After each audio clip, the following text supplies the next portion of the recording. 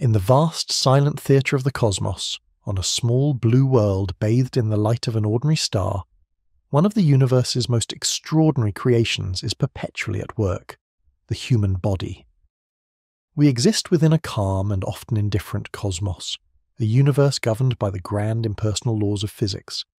Yet we do not experience this universe as a set of equations or a collection of distant cold facts. We experience it as a symphony. It is a world of breathtaking sunsets, the rich aroma of rain on dry earth, the comforting warmth of a loved one's touch, the complex flavours of a meal, and the intricate melodies of music. This vibrant personal reality is not a property of the external world itself. It is a masterpiece composed entirely within the quiet 3-pound universe of our brain, conducted by the orchestra of our senses. This is the story of that symphony. It is the journey of how your body, a machine of exquisite biological engineering, translates the raw, physical data of the cosmos into the rich tapestry of human experience. The world outside is just a collection of photons of different wavelengths, pressure waves vibrating through the air, and chemical molecules drifting on the wind. It has no inherent colour, sound, or taste. These are interpretations, translations performed by a sophisticated suite of biological sensors that have been fine-tuned over millions of years of evolution. Your eyes are not just windows. They are astronomical observatories, capturing particles of light that have travelled across millions of miles to paint a picture of reality in your mind. Your ears are not mere funnels. They are delicate seismic detectors, converting mechanical vibrations in the air into the emotional power of a voice or the complex structure of a symphony. Our exploration will take us deep into the architecture of this sensory orchestra. We will begin with the classical 5: sight, hearing, touch, taste, and smell, dissecting how each sense gathers its specific type of information from the environment. We will follow the journey of a single photon from the sun to your retina, trace the path of a sound wave as it becomes a neural signal, and map the intricate dance of molecules that gives rise to a specific flavour or scent. But our journey will not stop there. We will venture beyond the familiar 5 to explore the hidden senses that constantly work in the background to create our stable reality. The sense of balance that anchors us in gravity, the sense of temperature that warns us of danger, and the internal sense of our own body's position in space, proprioception. Ultimately, this is a story of transformation. It is the story of how the physical world becomes the perceived world, how objective reality is rendered into subjective experience. We will see how these sensory streams do not remain separate, but are woven together by the brain into a single, unified, and seamless consciousness. The taste of an apple is inseparable from its crunch, its smell, and the sight of its red skin. This is the magic of sensory integration. By understanding the symphony of our senses, we come to appreciate the profound truth that each of us is a universe unto ourselves, an active creator of our own reality. We are not passive observers of the cosmos. We are its interpreters, its composers, and its audience, constantly performing the beautiful, intricate symphony of what it means to be alive. Our symphony of the senses begins with the most dominant and arguably the most cherished of all our perceptions, the sense of sight. More than any other sense, sight defines our relationship with the world, allowing us to navigate our environment, recognize faces, appreciate art, and gaze in wonder at the distant cosmos. But this seemingly effortless act of seeing is the end result of an astonishingly complex journey, a story that begins not in the eye, but millions of miles away in the heart of a star. It is a story of physics and biology working in perfect harmony, a tale of how particles of light, the universe's primary messengers, are captured and translated by a biological machine of almost unimaginable sophistication. This is the story of the eye, the observatory of the soul. The protagonist of our story is the photon. A photon is a quantum particle, a single, discrete packet of electromagnetic energy. It is pure light. The photons that allow us to see the world are born in cataclysmic events: the nuclear furnace of our sun, the glowing filament of a light bulb, or the distant fire of a faraway galaxy. From its point of origin, A photon travels through the vacuum of space in a perfectly straight line at the ultimate cosmic speed limit, approximately 300,000 kilometers per second.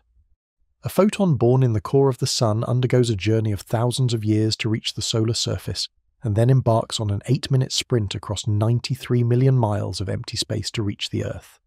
Its journey ends when it strikes an object, a leaf, a stone, a face. The object absorbs some photons and reflects others. It is these reflected photons carrying information about the object's surface that begin the final, crucial leg of their journey toward your eye. The human eye is a masterpiece of evolutionary engineering, a biological camera designed to perform one primary task: to capture these incoming photons and focus them with precision onto a light-sensitive screen. The journey of a photon into the eye begins at the cornea. This is the transparent dome-shaped outer layer at the very front of the eye. The cornea is a remarkable structure. It is living tissue, yet it is perfectly clear and contains no blood vessels that would otherwise scatter light and obscure vision. Its curved surface acts as a powerful fixed lens, performing about 2/3 of the eye's total light bending, or refraction. It takes the scattered, divergent rays of light coming from an object and begins to converge them. Having passed through the cornea, the photon then travels through a small chamber filled with a watery fluid called the aqueous humor and arrives at the iris. The iris is the coloured part of the eye, blue, green, brown, or hazel. It is a ring of muscle tissue that acts as the eye's aperture, controlling the amount of light that is allowed to enter. In bright conditions, the iris constricts, shrinking the opening at its centre, the pupil, to a tiny pinhole to prevent the system from being overwhelmed. In dim conditions, the iris dilates, widening the pupil to let in as much precious light as possible. This automatic adjustment is a beautiful example of biological feedback, ensuring the eye can function over an incredible range of light intensities. The photon that makes it through the pupil next encounters the crystalline lens. Unlike the cornea, whose focusing power is fixed, the lens is a dynamic, flexible structure. It is held in place by a series of tiny ligaments, called suspensory ligaments, which are attached to a ring of muscle known as the ciliary body. The lens is responsible for the fine-tuning of our focus, an ability called accommodation. When you look at a distant object, the ciliary muscle is relaxed, which keeps the ligaments taut and pulls the lens into a flatter, less powerful shape. When you shift your gaze to a nearby object, like the words on this page, the ciliary muscle contracts. This releases the tension on the ligaments, allowing the elastic lens to bulge into a thicker, more rounded and more powerful shape, bending the light more sharply to bring the nearby object into focus. This constant, unconscious adjustment of the lens is what allows us to see the world clearly at different distances. After passing through the lens, the photon completes its long journey by traversing the large central cavity of the eye, which is filled with a clear, jelly-like substance called the vitreous humor. This gel helps the eye maintain its spherical shape. Finally, after a journey of millions of miles and a final, frantic passage through the eye's optical system, the photon arrives at its destination, the retina. The retina is the light-sensitive screen at the back of the eye. It is here that the true magic of sight begins. The retina is not just a passive sensor. It is a complex, layered piece of neural tissue, an outpost of the brain itself. It is here that the energy of light is finally converted into the electrical language of the nervous system, a process called phototransduction. This conversion is performed by two types of specialized photoreceptor cells, the rods and the cones. There are about 120 million rods in each retina. They are incredibly sensitive to light, capable of detecting even a single photon. Rods are responsible for our vision in low-light conditions, our night vision. They are what allow you to navigate a dim room or see the faint glow of the Milky Way on a clear night. However, rods do not perceive color.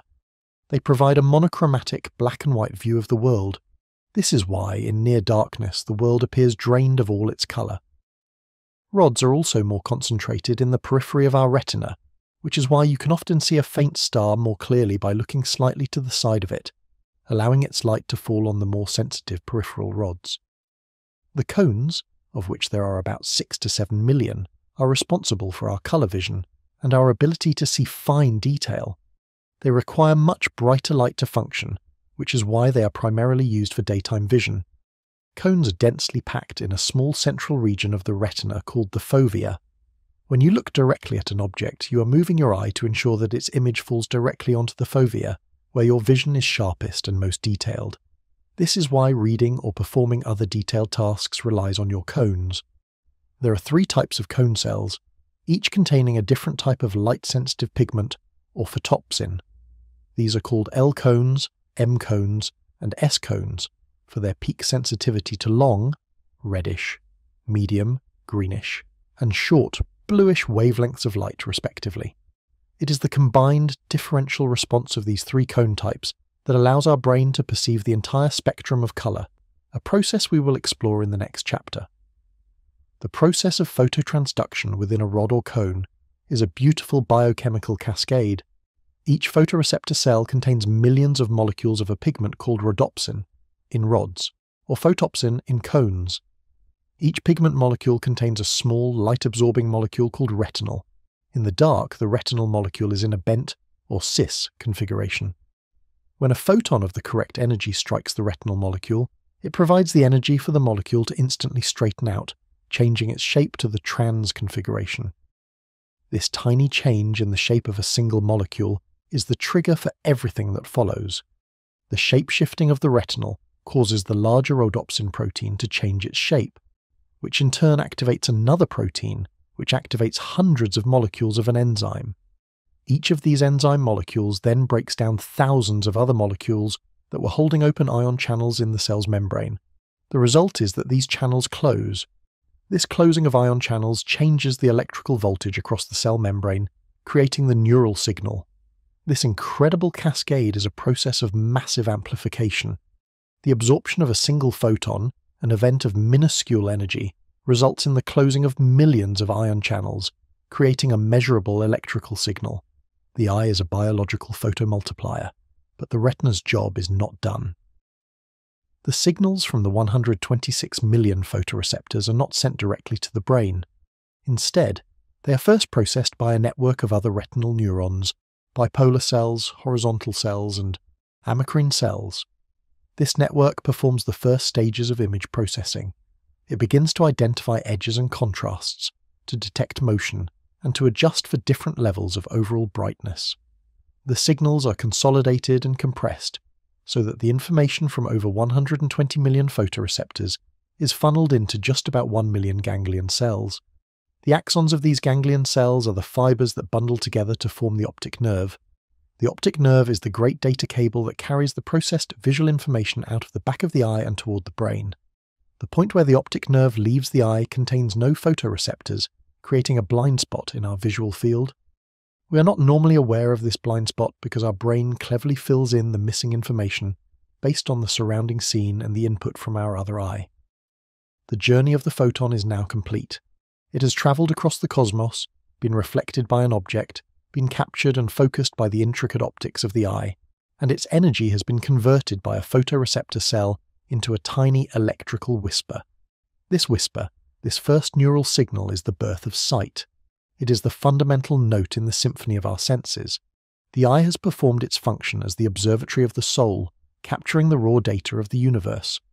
Now, it hands this data over to the master composer, the brain, which will take these simple electrical signals and transform them into the rich, colourful and three-dimensional world of our conscious visual experience. In the last chapter, we traced the epic journey of a photon from a distant star to the back of the human eye.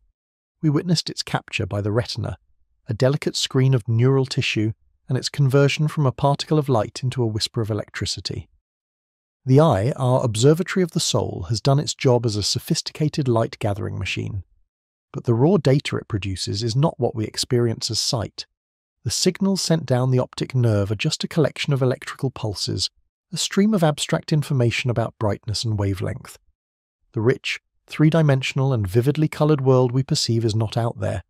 It is a grand illusion, a masterpiece of neurological artistry painted in real time by the visual cortex of the brain. This chapter is the story of that painting, the journey of how the brain transforms a simple stream of electrical data into the breathtaking panorama of visual reality. The journey begins where the last one ended, at the optic nerve. The axons from about 1 million ganglion cells in each eye bundle together to form this great data cable. The two optic nerves, one from each eye, travel back toward the center of the brain and meet at a crucial intersection called the optic chiasm. Here, a remarkable feat of neural reorganization occurs. About half of the nerve fibers from each eye cross over to the opposite side of the brain. Specifically, the fibers carrying information from the right half of the visual field of both eyes are routed to the left hemisphere of the brain, and the fibers from the left half of the visual field of both eyes are routed to the right hemisphere. This crossover is essential for creating a unified three-dimensional perception of the world from two slightly different two-dimensional images. After the chiasm, the visual information travels along the optic tracts to a key relay station deep in the brain called the lateral geniculate nucleus, LGN, which is part of the thalamus. The thalamus acts as the brain's central switchboard for all sensory information, except for smell. The LGN is not just a passive relay. It begins to organize and filter the incoming signals. It has a layered structure, with different layers receiving input from different eyes and different types of ganglion cells. It helps to sharpen contrasts and regulate the flow of information to the next and most important destination. From the LGN, the visual signals are sent via a large fan of nerve fibers, called the optic radiations, to their final destination at the very back of the brain, the primary visual cortex, also known as V1. This area, located in the occipital lobe, is where the reconstruction of the visual world truly begins.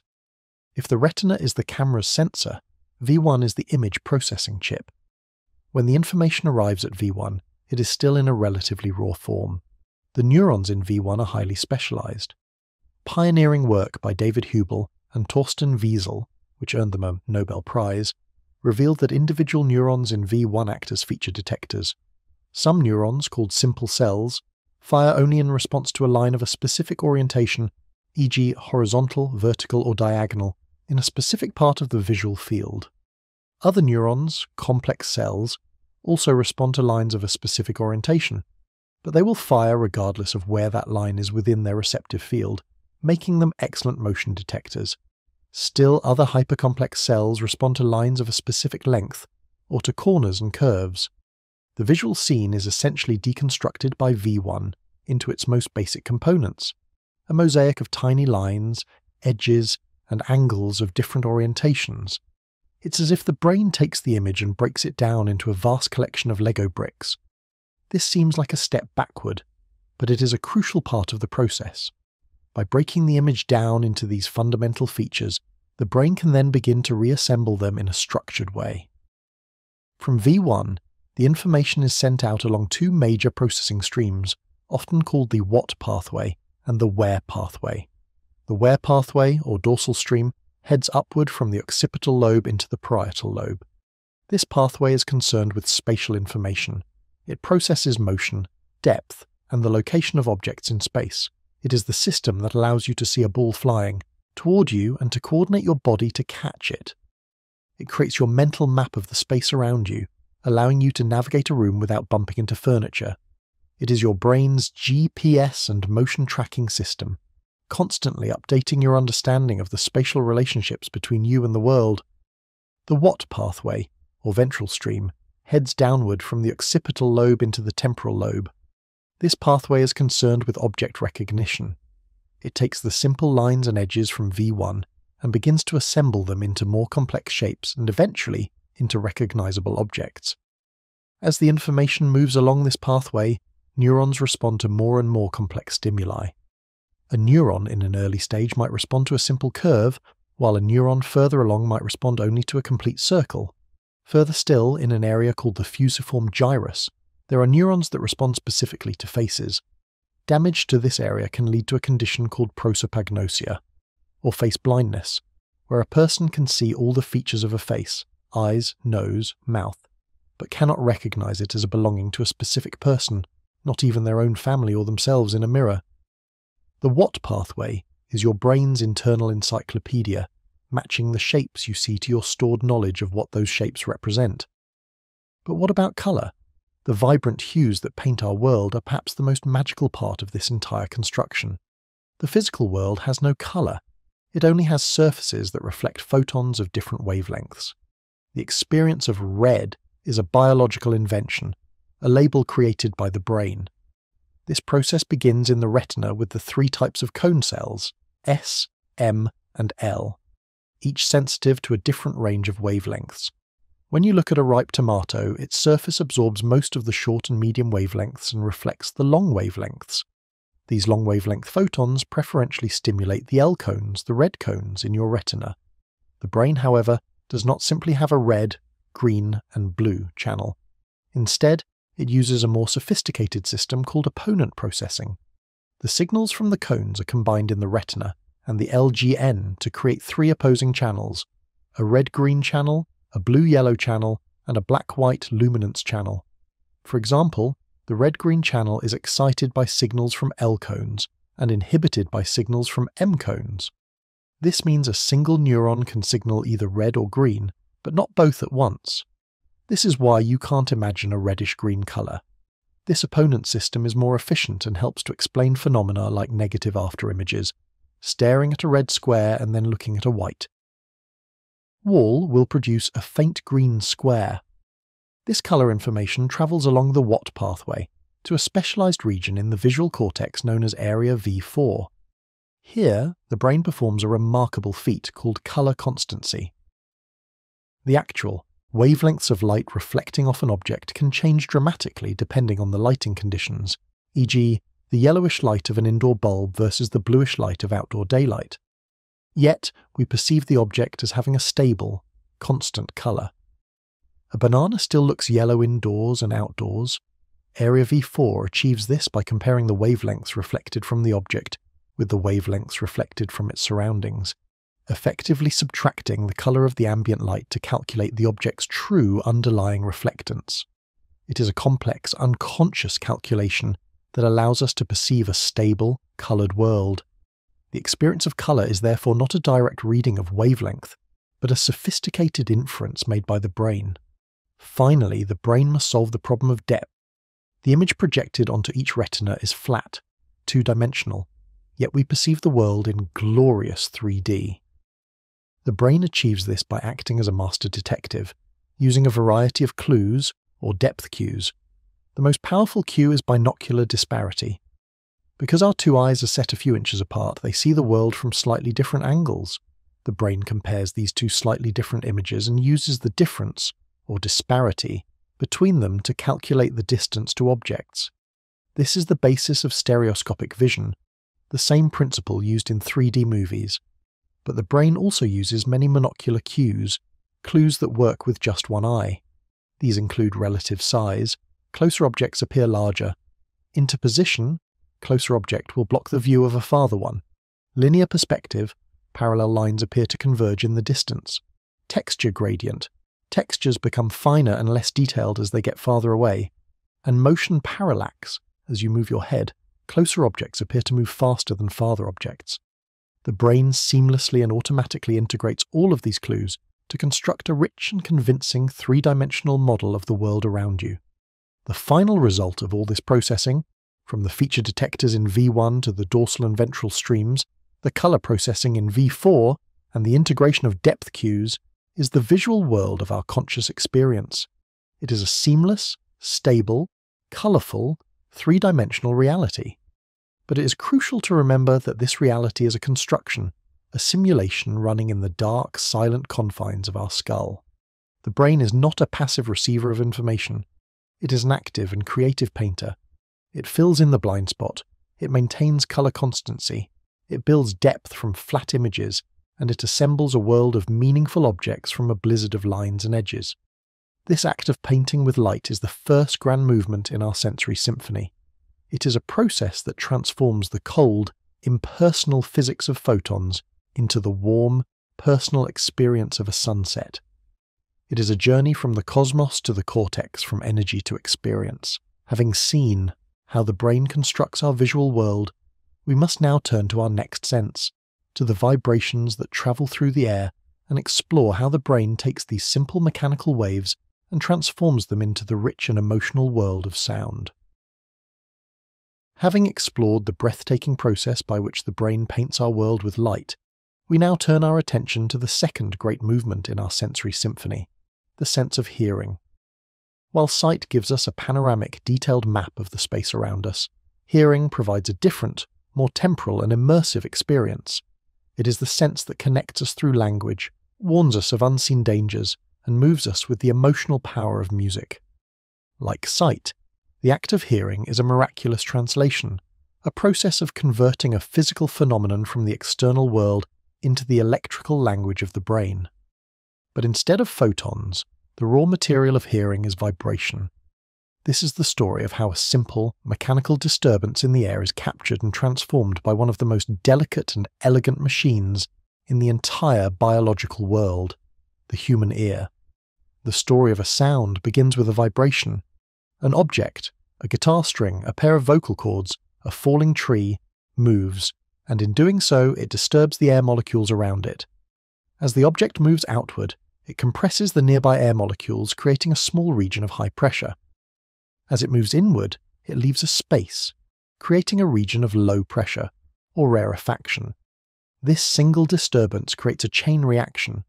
The high pressure region pushes on the air next to it, which in turn pushes on the air next to it, and so on. The result is a wave of alternating high and low pressure that propagates outward from the source. This is a sound wave. It is crucial to understand that the air molecules themselves do not travel from the source to your ear. They simply oscillate back and forth around their equilibrium positions, bumping into their neighbours and transferring the energy of the wave. It is the disturbance, the pattern of pressure that travels. A sound wave is a longitudinal wave, meaning the vibrations of the medium, the air, are parallel to the direction the wave is travelling.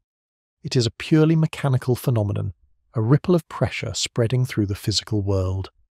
The two key properties of this wave are its frequency and its amplitude. The frequency, measured in hertz, is the number of compression cycles that pass a point per second, which we will later perceive as the sound's pitch. The amplitude is the intensity of the pressure variation, which we will perceive as the sound's loudness.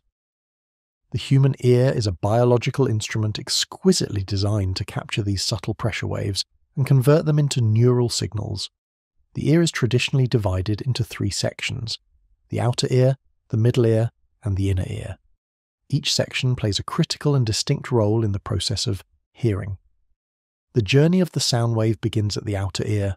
The visible part of the ear, the fleshy flap of cartilage on the side of your head, is called the pinna, or auricle. While it may seem largely ornamental, the pinna plays a subtle but important role. Its complex folds and ridges help to collect sound waves and funnel them into the ear canal. More importantly, they act as a sound filter. Sound waves arriving from different directions, front, back, above, below, will bounce off the pinna's curves in slightly different ways before entering the ear canal. These subtle reflections and delays create tiny alterations in the sound's quality, providing the brain with crucial clues about the elevation and location of a sound source. You can test this by cupping your hands behind your ears. You will notice that not only do sounds become louder, but their perceived quality also changes. From the pinna, the sound wave travels down the auditory canal, a tube about 2.5 centimeters long that leads to the middle ear. The auditory canal acts as a resonator, amplifying frequencies in the range of 2000 to 5000 Hz. This range happens to be particularly important for understanding human speech, so the ear canal gives a natural boost to the sounds that are most critical for our communication. At the end of the auditory canal, the sound wave encounters a delicate cone-shaped membrane of skin stretched taut like the head of a drum. This is the eardrum, or tympanic membrane. It is the boundary between the outer ear and the middle ear. When the pressure wave of the sound arrives, it pushes and pulls on the eardrum, causing it to vibrate. The eardrum is incredibly sensitive. It can be moved by pressure changes that are more than 1 billion times smaller than the atmospheric pressure around us. The mechanical vibrations of the air have now been faithfully transferred to the mechanical vibrations of a solid membrane. The eardrum's vibrations mark the beginning of the middle ear's primary function, impedance matching. This is a crucial and elegant piece of engineering. The next stage of the journey, the inner ear, is filled with fluid, not air. If you've ever tried to shout at someone who is underwater, you know that most of the sound is reflected off the surface of the water. Air is a low impedance medium, while fluid is a high impedance medium. There is a mismatch. The middle ear is a mechanical system designed to overcome this mismatch and efficiently transfer the energy of the vibration from the air to the fluid. It achieves this through a system of 3 tiny interconnected bones, the smallest bones in the human body, collectively known as the ossicles. They are the malleus, the incus, and the stapes. The malleus is attached to the inner surface of the eardrum. When the eardrum vibrates, it causes the malleus to vibrate. The malleus in turn pushes on the incus, which then pushes on the stapes. The ossicles act as a lever, system. This lever action provides a small amount of mechanical advantage, amplifying the force of the vibration. The main amplification, however, comes from a difference in surface area. The stapes does not push on a large membrane. Its footplate rests on a small oval-shaped opening in the bone of the inner ear called the oval window. The surface area of the eardrum is about 17 times larger than the surface area of the oval window. By concentrating the force from the large eardrum onto the small oval window, the pressure force per unit area is amplified enormously, by a factor of about 20. This combined amplification from the lever action and the area difference is enough to overcome the impedance mismatch, ensuring that the sound energy is effectively transmitted into the fluid of the inner ear. The middle ear also contains the eustachian tube, which connects to the back of the throat and helps to equalize the air pressure on both sides of the eardrum, ensuring it can vibrate freely. The vibrations of the stapes against the oval window now create pressure waves in the fluid of the inner ear, the final and most complex part of the auditory system. The inner ear contains the organs for both hearing and balance. The organ for hearing is a magnificent snail-shaped structure called the cochlea. The cochlea is a bony spiral tube, about the size of a pea, coiled around 2.5 times. If you were to unroll it, it would be a tube about 3.5 centimeters long. Inside, the cochlea is divided into 3 parallel fluid-filled canals, the scala vestibuli, the scala media, and the scala tympani. When the stapes pushes on the oval window, it creates a pressure wave in the fluid of the scala vestibuli. This wave travels up the spiral of the cochlea to its tip, an area called the helicotrema. At the helicotrema, the scala vestibuli connects to the scala tympani, and the pressure wave then travels back down the spiral of the scala tympani, finally being dissipated at another flexible membrane called the round window. The real magic, however, happens in the middle canal, the scala media. This canal contains the truly vital structure for hearing, the organ of Corti. The organ of Corti rests upon a flexible membrane called the basilar membrane, which separates the scala media from the scala tympani. As the pressure wave travels through the cochlear fluid, it causes the basilar membrane to vibrate up and down. The basilar membrane is a brilliant frequency analyzer. It is not uniform along its length. At the base of the cochlea, near the oval window, the basilar membrane is narrow and stiff. At the apex of the cochlea, near the helicotrema, it is wide and flexible. This gradient in its mechanical properties means that different parts of the membrane resonate at different frequencies. High-frequency sounds, high pitches, cause the stiff base of the membrane to vibrate maximally. Low-frequency sounds, low pitches, cause the flexible apex of the membrane to vibrate maximally. The cochlea has effectively performed a Fourier analysis on the sound wave, breaking down a complex sound into its constituent frequencies and mapping them to different physical locations along the basilar membrane. Resting on top of the vibrating basilar membrane are the sensory cells of hearing, the hair cells. There are 2 types, a single row of inner hair cells and 3 rows of outer hair cells. Protruding from the top of each hair cell is a tiny bundle of microscopic hairs called stereocilia. These stereocilia are the mechanical triggers for the neural signal. As the basilar membrane vibrates up and down, the hair cells are pushed up against another overlying membrane, the tectorial membrane. This causes the stereocilia to bend. This bending is the critical moment of transduction. The stereocilia are connected to each other by tiny protein filaments called tip links. When the stereocilia bend in one direction, the tension in these tip links pulls open tiny ion channels at their tips. Positively charged ions from the surrounding fluid rush into the hair cell, changing its electrical voltage. This change in voltage triggers the release of neurotransmitters at the base of the hair cell, which then excites the auditory nerve fiber connected to it. A neural signal is born. When the stereocilia bend in the opposite direction, the channels close and the signal stops. The mechanical vibration of the hair cells has been converted into a patterned electrical code. The inner hair cells, of which there are about 3,500, are the primary sensory receptors. They are responsible for sending about 95% of the auditory information to the brain. The outer hair cells, which are much more numerous, about 12,000, play a different remarkable role.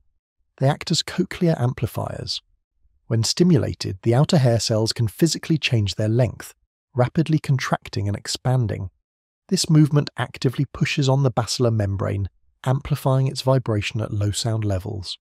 This makes our hearing incredibly sensitive and also sharpens the tuning of the basilar membrane, allowing us to distinguish between very similar frequencies. This active amplification is why our ears can handle an enormous range of sound intensities. The journey of the sound wave is now complete. A simple mechanical vibration in the air has been collected and funneled by the outer ear, amplified and transferred from air to fluid by the middle ear, and then, in the cochlea, it has been transformed. It has been analysed into its component frequencies along the basilar membrane, and its mechanical energy has been converted by the bending of stereocilia on hair cells into a complex pattern of electrical signals. This neural code, containing all the information about the sound's pitch, loudness, and timing, is now sent racing along the auditory nerve. The ear, a marvel of biological mechanics, has played its part. It now passes the baton to the brain, which will take this electrical code and interpret it, giving rise to the rich and meaningful world of sound, speech, and music. The journey of a sound wave has thus far been a masterclass in mechanical and fluid engineering. A vibration in the air has been captured, amplified, and meticulously translated into a pattern of electrical signals by the ear. The cochlea, in a remarkable feat of biological signal processing, has already deconstructed the sound, mapping its constituent frequencies to specific locations along the basilar membrane. But this electrical code now racing along the auditory nerve is not music. It is not a voice. It is merely data. The creation of the rich, meaningful, and emotional world of sound is a task left to the brain. This chapter is the story of that final, interpretive act. How the brain decodes the language of pitch, loudness, and timbre to compose the auditory world we experience. The auditory nerve is a bundle of approximately 30,000 nerve fibres, each one carrying signals from a small number of hair cells in the cochlea. The first and most fundamental organising principle of this information is tonotopy. Because each nerve fibre connects to a specific location on the basilar membrane, it is tuned to a specific frequency. Fibres from the base of the cochlea carry high-frequency information, while fibres from the apex carry low-frequency information. This place code for pitch is maintained with remarkable fidelity all the way up the auditory pathway. The auditory system is, from start to finish, organised like a piano keyboard. The first stop for these signals after leaving the cochlea is a group of nuclei in the brainstem called the cochlear nuclei. Here, the nerve fibres split and send their information to different types of neurons. This is not a simple relay. It is the beginning of parallel processing. Different neurons begin to extract different kinds of information from the raw signal. Some neurons specialize in detecting the precise timing of a sound's onset, firing only at the very beginning of a signal. Others specialize in tracking the duration of a sound, while still others are sensitive to changes in frequency, like the upward or downward sweep of a bird's chirp. The brain is already beginning to deconstruct the sound's temporal and spectral features. From the cochlear nuclei, the auditory information ascends through a complex series of relay stations in the brainstem, including the superior olivary complex and the inferior colliculus. Each of these stations performs a crucial processing step. The superior olivary complex is the first place in the auditory pathway that receives input from both ears. This makes it the primary centre for sound localization, figuring out where a sound is coming from. The brain uses two main cues to locate a sound source in the horizontal plane, left-right. For low-frequency sounds, below about 1500 Hz, it uses the interaural time difference, ITD. Ahem. Sound coming from your left will arrive at your left ear a fraction of a second before it arrives at your right ear. This time difference, though minuscule, on the order of microseconds, is precisely measured by specialized neurons in the superior olivary complex that act as coincidence detectors. They fire most strongly when the signals from both ears arrive at the exact same time, and different neurons are wired with different delay lines to make them sensitive to different time lags, effectively creating a map of auditory space. For high-frequency sounds, the brain uses the interaural level difference, ILD. High-frequency sound waves have short wavelengths and are easily blocked by your head, creating an acoustic shadow. A high-pitched sound coming from your left will be significantly louder in your left ear than in your right ear. Neurons in the superior olivary complex compare the intensity of the signal from both ears to determine the sound's location. The brain seamlessly switches between these two mechanisms depending on the frequency of the sound, and combines them with the filtering cues from the pinna, for vertical localization, to create a complete three-dimensional map of the auditory world. After the brainstem, the auditory signals travel to the thalamus, specifically the medial geniculate nucleus, MGN, which is the final sensory gateway before the cortex.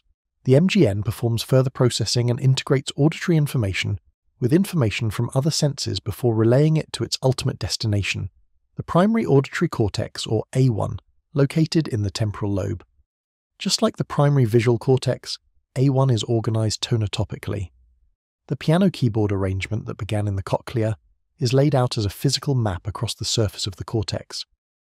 Neurons at one end of A1 respond to low frequencies, and neurons at the other end respond to high frequencies. But the processing here is far more complex than just pitch perception. Neurons in A1 respond to more abstract features of sound. Some are tuned to specific combinations of frequencies, chords, others to sounds of a specific duration, and still others to patterns of changing frequency, like a melodic contour. This is where the brain begins to build the perceptual qualities of sound. Pitch, our subjective experience of how high or low a sound is primarily determined by frequency. The place code from the cochlea provides the main clue. However, for low frequencies, the brain also uses a timing code. The nerve fibers tend to fire in sync with the peaks of the sound wave, a phenomenon called phase locking. The rate at which these fibers fire provides the brain with another clue about the sound's frequency. Loudness is our perception of a sound's intensity or amplitude. It is coded in two ways. Firstly, a louder sound causes a larger vibration of the basilar membrane, which makes the corresponding hair cells fire at a faster rate. Secondly, as cells, louder sound will cause a wider region of the basilar membrane to vibrate, recruiting more hair cells and their nerve fibers into action. The brain interprets both the increased firing rate and the increased number of active neurons as an increase in loudness. Perhaps the most complex perceptual quality is timbre, pronounced timbre. Timbre is what allows us to distinguish between two different instruments playing the same note at the same loudness. It is the quality or colour of a sound. A violin and a piano playing a middle C sound vastly different, and timbre is the reason. Physically, timbre is determined by the harmonic content of a sound. When a musical instrument produces a note, it doesn't just create a single, pure frequency, the fundamental. It also creates a whole series of quieter, higher frequency overtones, or harmonics. The specific combination and relative intensity of these harmonics make up the sound's unique fingerprint. The brain's auditory cortex is exquisitely sensitive to these harmonic combinations. It analyzes the full spectrum of the sound, not just the fundamental frequency, and uses this complex pattern to identify the sound's source. This is how you can instantly recognize a friend's voice on the phone, even if you haven't spoken in years. Their unique vocal timbre is stored in your auditory memory. From the primary auditory cortex, the information, much like in the visual system, is sent along two main processing streams. A what stream heads toward the anterior temporal lobe and is involved in identifying the sound. Is it speech? Is it music?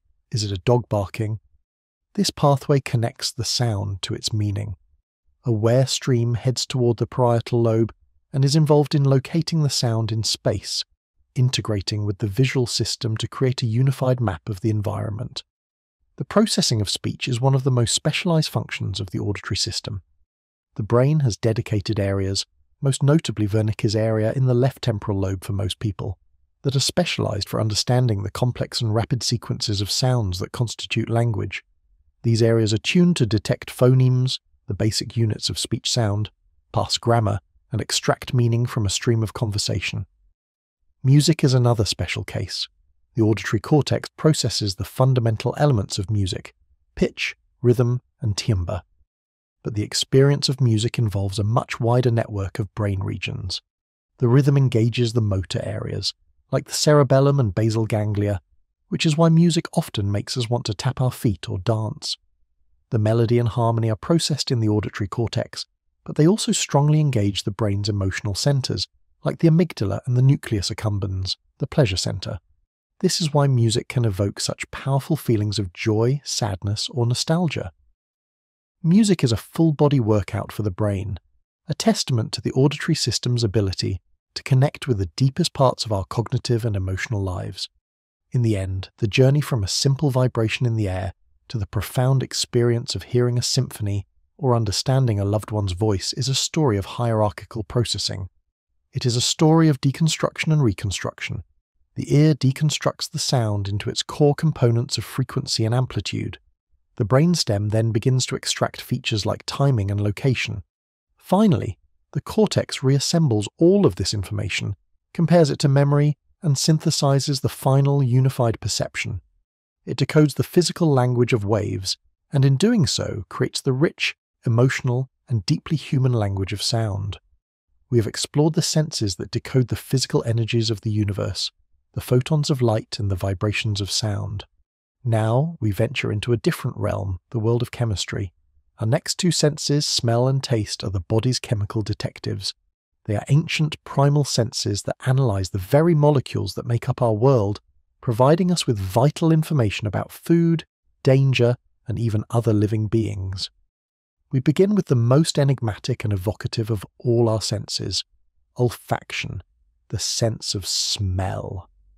Smell is a silent, invisible sense that operates through a delicate and intricate molecular dance, a lock and key mechanism that allows us to perceive a vast universe of scents, from the sweet perfume of a rose to the pungent warning of smoke. The story of a smell begins with a molecule. For a substance to have a smell, it must be volatile, meaning it must release molecules that can evaporate and travel through the air. A piece of iron has no smell because its atoms are locked tightly in a metallic lattice. A blooming flower, a baking loaf of bread, or a cup of coffee, on the other hand, are constantly releasing a complex cloud of tiny airborne organic molecules called odorants. These molecules are the messengers of smell.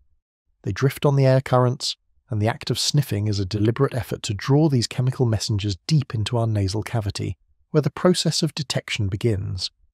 High up inside the nasal cavity, just beneath the brain, lies a small, stamp-sized patch of specialized tissue called the olfactory epithelium.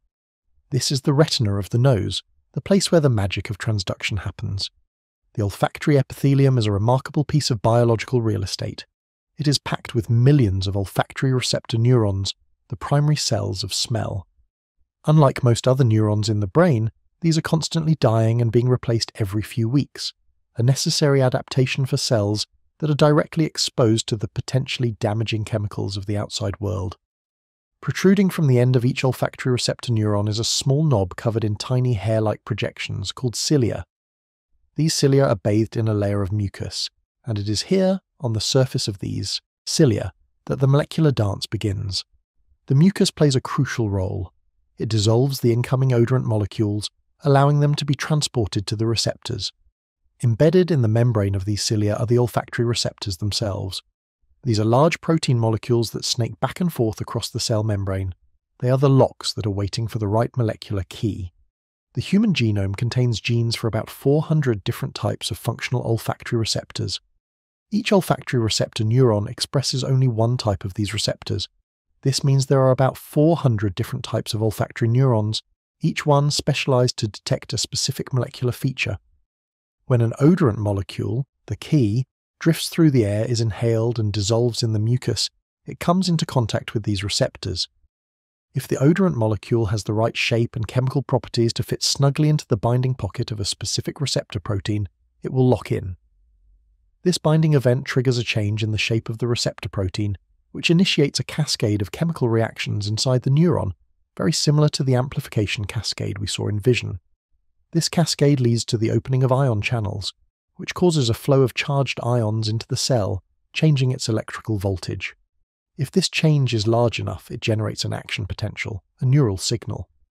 The chemical information of the odorant molecule has been successfully transduced into the electrical language of the brain. The olfactory system faces a monumental challenge.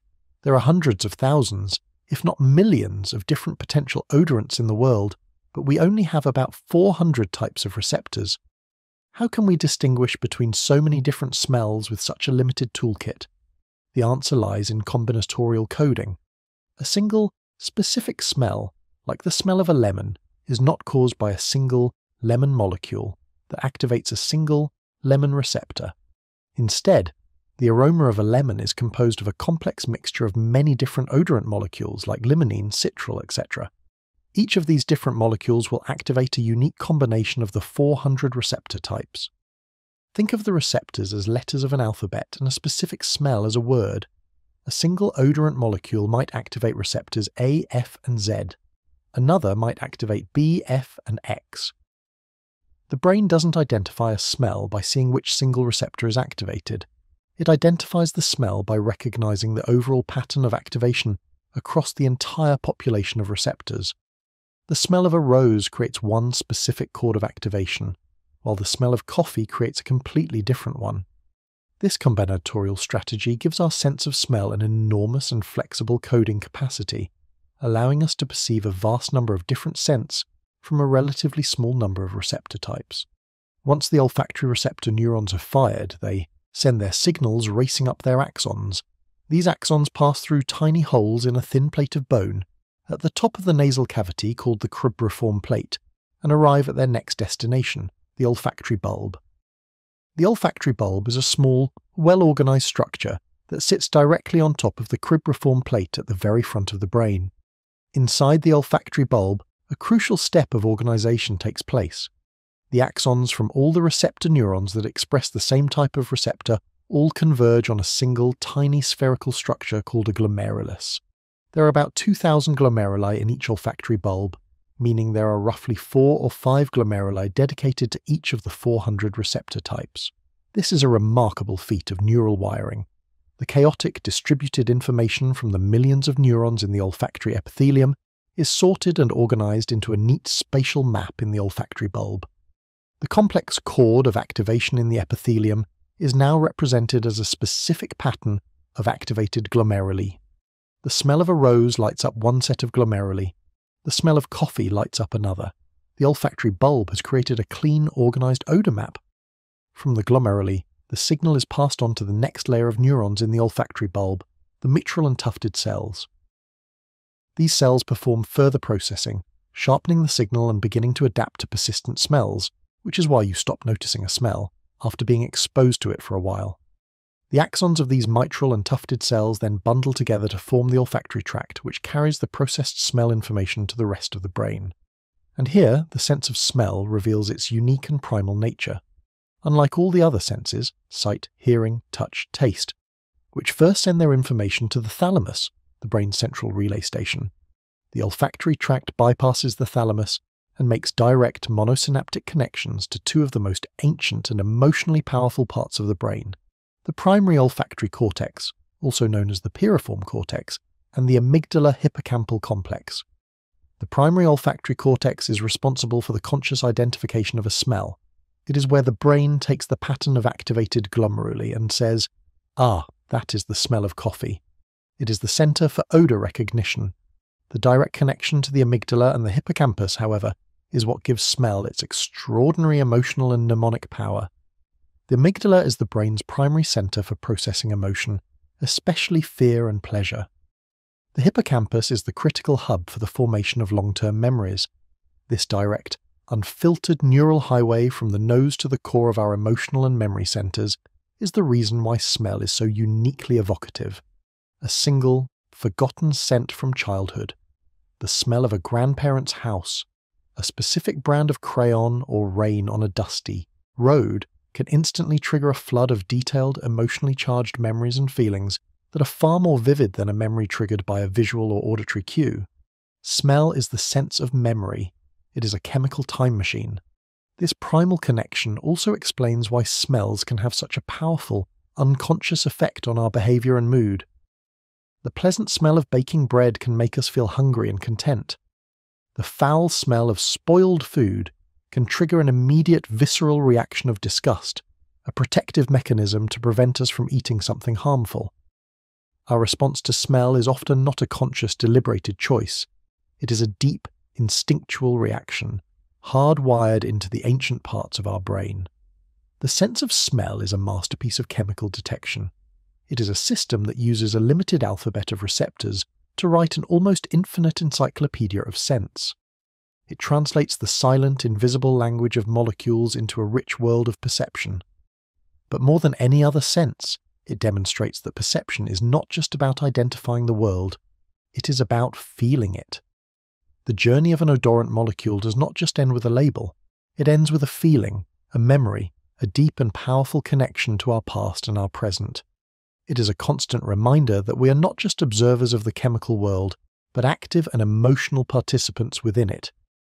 In the previous chapter, we unveiled the intricate molecular dance of olfaction, tracing the journey of an odorant from the air to the electrical signals of the brain.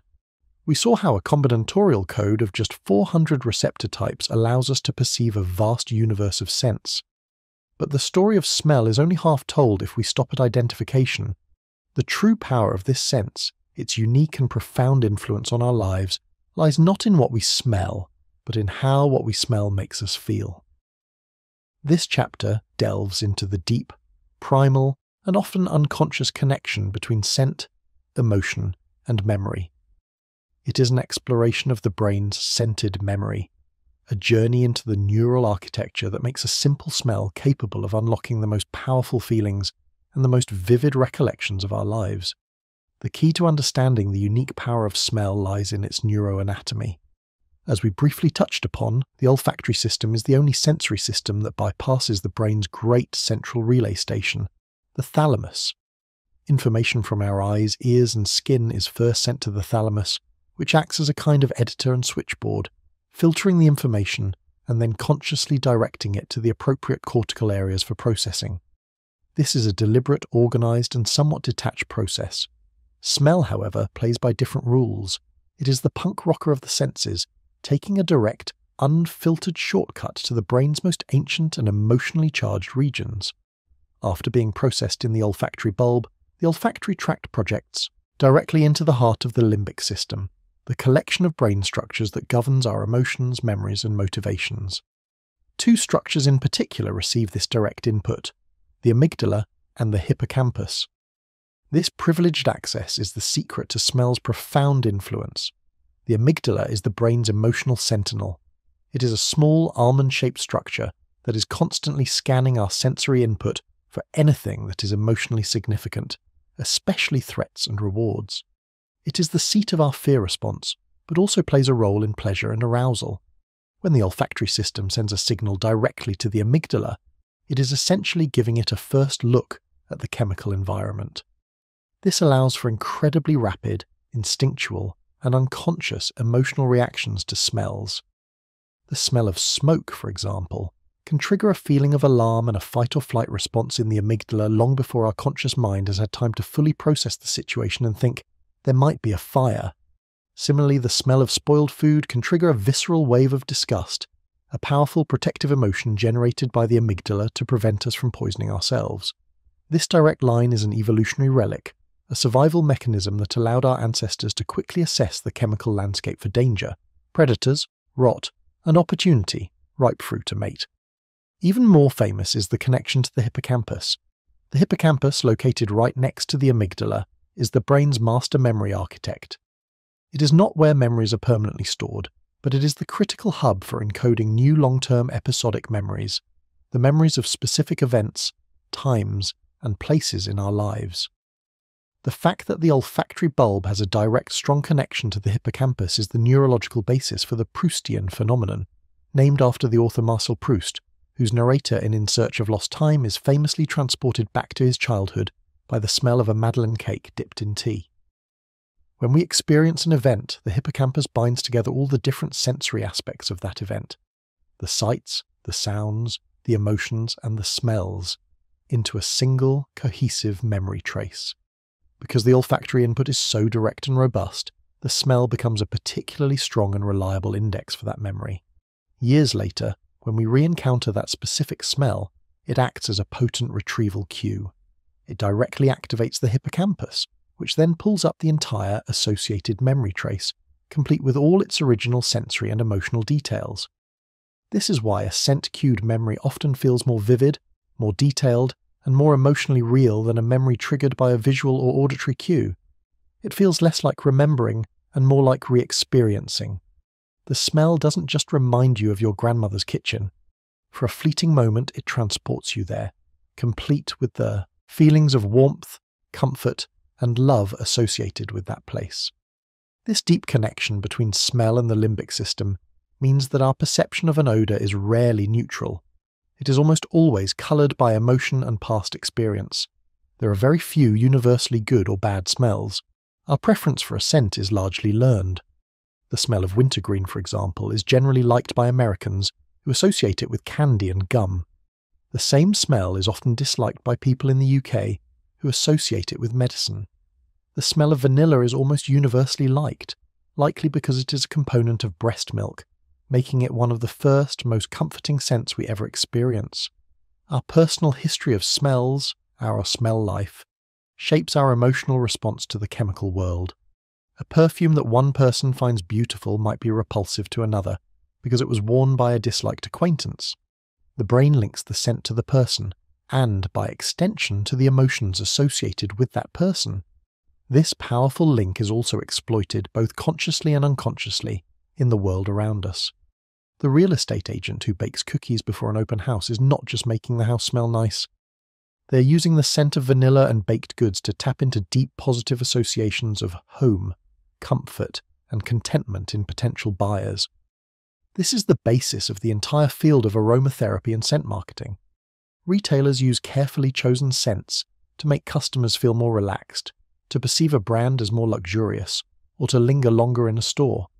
These effects are often subtle and operate below the level of our conscious awareness, a testament to the primal power of the limbic system. The influence of smell extends even to our social interactions. While humans don't rely on them as heavily as many other animals, we do produce and respond to pheromones, chemical signals that convey information between individuals of the same species. Research has shown that we can unconsciously detect chemical cues in sweat that signal emotions like fear or happiness.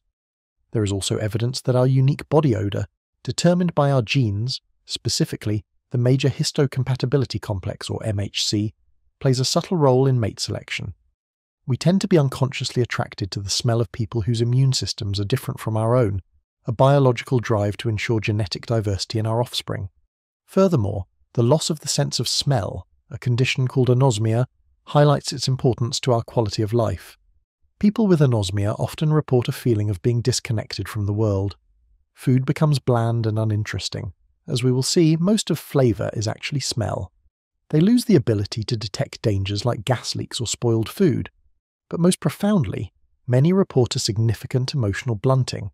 The world becomes a less vibrant, less emotionally resonant place. They lose the unexpected, joy of smelling rain on pavement, the comfort of a familiar perfume, or the nostalgic rush from a scent from their past. The loss of smell is a loss of a deep layer of emotional and memorial experience. In conclusion, the story of our emotional response to smell is a story of unique neural architecture. The olfactory system's direct, unfiltered access to the brain's limbic core makes it a powerful conduit for emotion and a master key for unlocking our most deeply held memories. It is a constant, subtle force shaping our moods, guiding our choices and colouring our perception of reality. Smell is not just a sense that informs, it is a sense that feels. It is the quiet, persistent whisper that reminds us that to perceive the world is to be moved by it, and that the deepest truths are often carried on the most fleeting of breezes. From the evocative world of smell, we now turn to its intimate partner, gustation, the sense of taste. If smell is the long-range chemical scout detecting molecules from a distance, taste is the close contact inspector. It is the final gatekeeper, the sense that performs the last crucial analysis of a substance before we commit to swallowing it and taking it into our bodies. It is a sense dedicated to a fundamental decision. Is this nutritious and safe, or is it toxic and dangerous? This chapter delves into the flavour matrix, exploring the mechanics of the tongue and the 5 basic tastes that form the foundation of our culinary world. It is a story of how the chemical composition of our food is deconstructed into a simple but vital code of survival. The journey of taste begins on the tongue. Unlike the airborne molecules of smell, the chemicals of taste, known as tastants, must be dissolved in a liquid, saliva, to be perceived. The surface of the tongue, which appears rough to the naked eye, is covered in hundreds of small bumps called papillae. These are not, as is commonly believed, the taste buds themselves. Rather, most of them are structures that house the taste buds. There are different types of papillae, but the most numerous are the fungiform papillae, mushroom-shaped, found mostly at the tip and sides of the tongue, and the circumvallate papillae, large, circular structures arranged in a V shape at the back of the tongue. Nestled within the walls of these papillae are the taste buds, the primary sensory organs for taste. An adult human has between 2,000 and 8,000 taste buds, not just on the tongue, but also on the roof of the mouth, the soft palate, and in the throat. Each taste bud is a small, onion-shaped collection of about 50 to 100 specialized taste receptor cells. These cells, like the olfactory neurons, are constantly being replaced every 10 to 14 days due to the wear and tear of their environment. At the top of each taste bud is a small opening called the taste pore, which allows dissolved tastants from our food to come into contact with the tips of the taste receptor cells. For many years it was thought that the tongue was mapped into specific regions for each taste: sweet at the tip, salty and sour at the sides, and bitter at the back. This tongue map is a persistent myth, a misinterpretation of 19th century research. In reality, all taste buds, on all parts of the tongue, are capable of detecting all 5 of the basic tastes. While there may be slight variations in sensitivity across the tongue, there are no exclusively sweet or bitter zones. Our perception of taste is built upon a foundation of 5 fundamental categories, each one linked to a specific evolutionary purpose. These are sweet, salty, sour, bitter, and umami. Salty. The taste of saltiness is one of the simplest. It is primarily the taste of sodium ions, Na+, a component of table salt, sodium chloride. Sodium is an essential electrolyte vital for many bodily functions, including nerve transmission and fluid balance. The taste for salt is a biological drive to ensure we consume enough of this critical mineral. The mechanism is straightforward. Sodium ions from our food flow directly through specific ion channels on the surface of salt-sensitive taste receptor cells. This influx of positive ions directly changes the cell's electrical voltage, triggering a neural signal. It is a direct detection of a vital nutrient. Sour. The taste of sourness is the taste of acidity. Acids, like those found in lemons, citric acid, or vinegar, acetic acid, release hydrogen ions, H+, in solution. Like the salty taste, the sour mechanism is also thought to involve the flow of these hydrogen ions through specific ion channels on sour-sensitive taste cells. This influx of positive charge changes the cell's voltage and generates a signal. The sour taste acts as a warning system. It can indicate the presence of unripe fruit, which may be difficult to digest, or the presence of spoiled food, as bacteria often produce acids when they break down organic matter. A little sourness can be pleasant and add complexity to food, but a strong sour taste is often assigned to be cautious. Sweet. The taste of sweetness is our primary detector for energy-rich carbohydrates. Sugars like glucose, fructose, and sucrose are the main fuel for our bodies. Our strong innate preference for sweet tastes is a powerful evolutionary drive that encouraged our ancestors to seek out energy-dense foods like ripe fruit. Unlike salty and sour, the detection of sweet molecules is more complex. It does not involve a simple ion channel. Instead, sweet-tasting molecules, which come in many different shapes and sizes, from simple sugars to artificial sweeteners like aspartame, bind to specific G-protein-coupled receptors, GPCRS, on the surface of sweet-sensitive taste cells. In humans, a single receptor, formed by the combination of 2 proteins, T1R2 and T1R3, is responsible for detecting all sweet tastes. When a sugar molecule binds to this receptor, it initiates a chemical cascade inside the cell which ultimately leads to the generation of a neural signal. Bitter. The taste of bitterness is in many ways the most important taste for survival. It is our primary defense mechanism against toxins, a vast number of different chemical compounds, many of which are poisonous alkaloids produced by plants as a defense mechanism, taste bitter to us.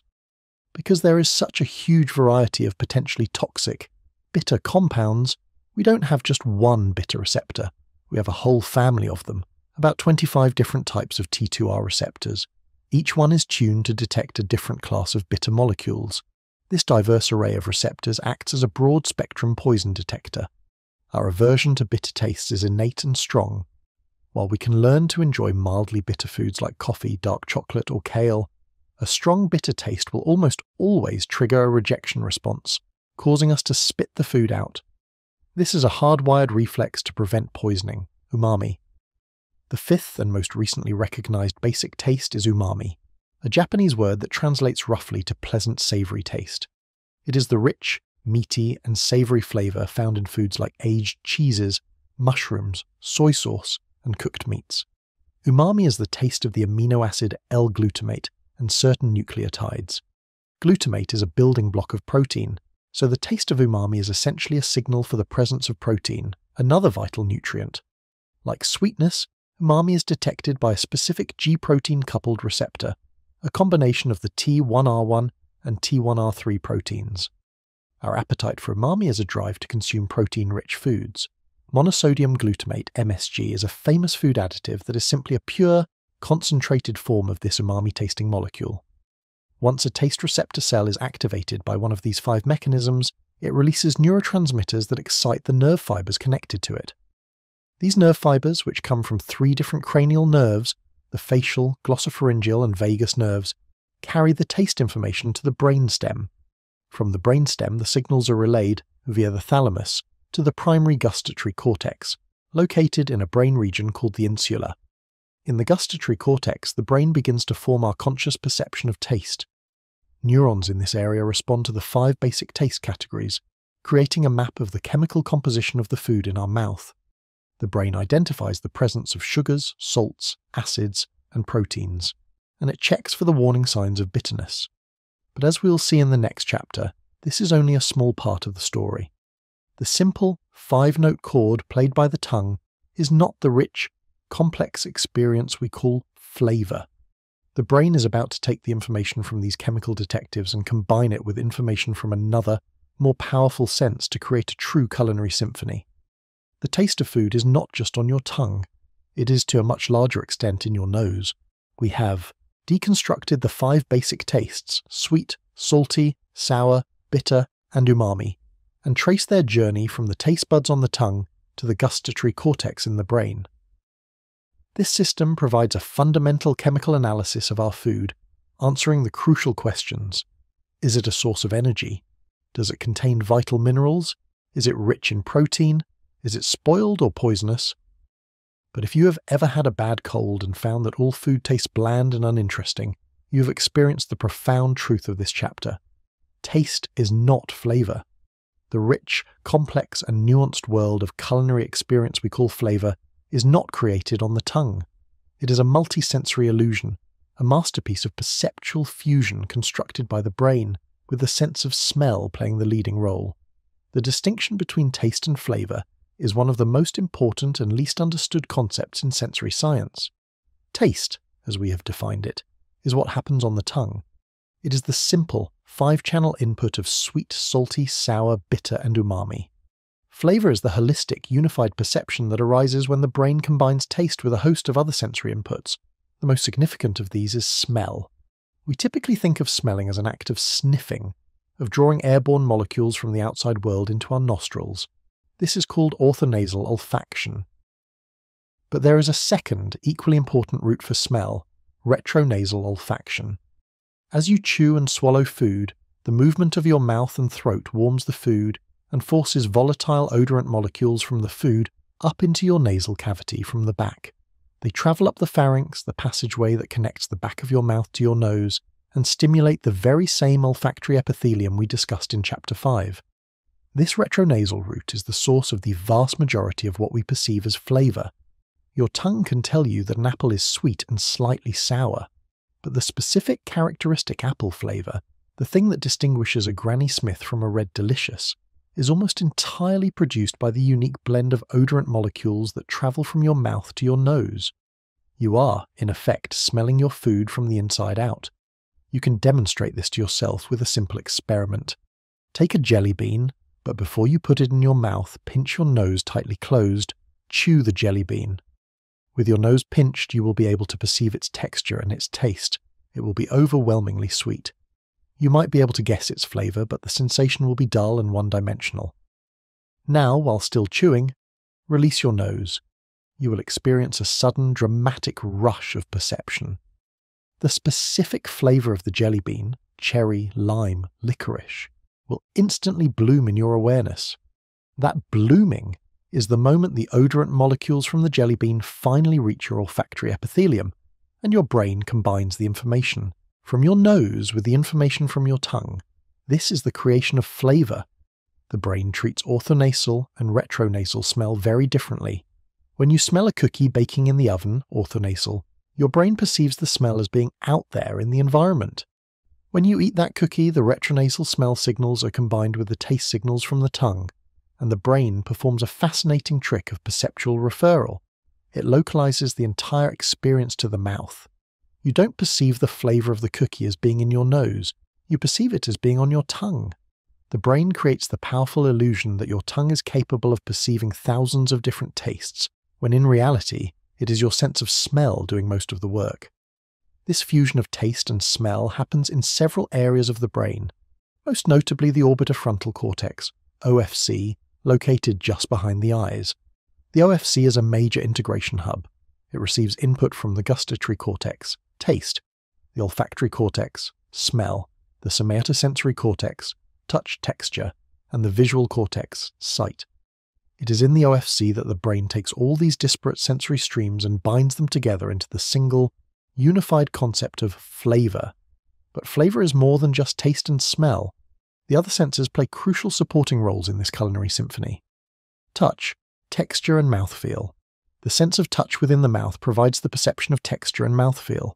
Is the food creamy or crunchy, smooth or coarse, chewy or brittle? The crispness of a fresh apple, the creaminess of an avocado, the carbonation of a soft drink, these are all sensations detected by mechanoreceptors in our mouth. Texture can dramatically alter our perception of flavour. The exact same food can be perceived very differently depending on its texture. A lumpy yogurt is often perceived as being off, or less pleasant than a smooth one, even if their chemical composition is identical. Temperature. The temperature of food also has a profound effect on flavour. Heat tends to increase the volatility of odorant molecules, which can make hot foods seem more aromatic and flavourful than cold ones. Think of the difference between a cold, leftover slice of pizza and a hot, fresh one. Temperature also affects the sensitivity of our taste receptors. The sweetness of ice cream, for example, is much more pronounced when it melts. Food scientists have to add a great deal of sugar to frozen desserts to ensure they taste sweet enough when cold. Sight. We eat with our eyes first. The colour of a food can create powerful expectations that shape our perception of its flavour. A red-coloured drink is almost universally expected to taste like cherry or strawberry.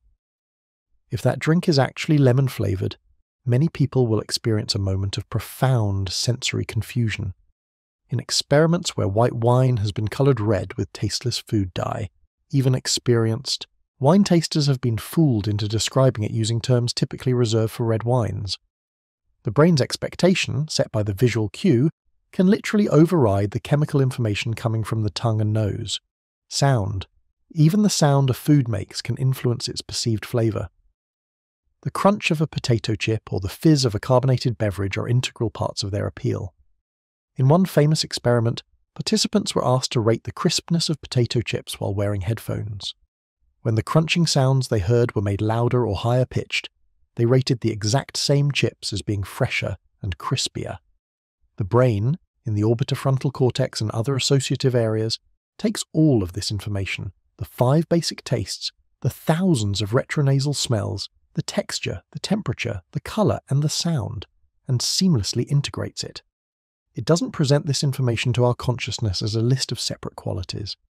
It fuses them into a single, holistic and immediate experience, the flavour of a strawberry, the flavour of a steak, the flavour of coffee. This integration is also where our emotional and cognitive state comes into play. The OFC is heavily connected to the brain's pleasure and reward centres. When we eat something delicious, neurons in the orbitofrontal cortex fire vigorously, signalling a rewarding experience. This is the basis of food cravings and enjoyment. However, this response is not fixed. The OFC also tracks our state of satiety. The first bite of a chocolate cake when you are hungry is intensely pleasurable, but after you've eaten half the cake, the 10th bite is far less appealing. The cake hasn't changed, but your internal state has. Neurons in the OFC that were firing vigorously for the first bite will have reduced their firing rate for the 10th, a phenomenon called sensory-specific satiety. Your brain is telling you, you've had enough of that specific flavour. It's time to seek out something else. In the end, flavour is a testament to the brain's remarkable ability to create a unified reality from a multitude of sensory inputs.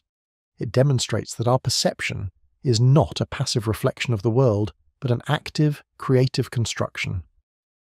The simple act of eating a meal is a full-blown sensory symphony, with taste providing the basic melody, smell providing the rich harmonic texture, and touch, temperature, sight, and sound providing the rhythm and dynamics. It is a daily reminder that the world we experience is a collaboration between the chemistry of our food and the complex, beautiful neurology of our minds. We have explored the senses that allow us to perceive the world at a distance, through the energies of light and sound, and the senses that analyze the chemical nature of our environment through smell and taste. Now, we turn to the most intimate and fundamental of all our senses, the sense of touch, or somatosensation. Touch is the sense that defines the boundaries of our own body, the interface between our physical self and the external world. It is our first sense to develop in the womb, and the one that provides our most direct connection to reality. Unlike sight or hearing, which are localized to a single complex organ, the sense of touch is distributed across our entire body. A vast sensitive envelope that is constantly reporting on pressure, vibration, texture, and shape.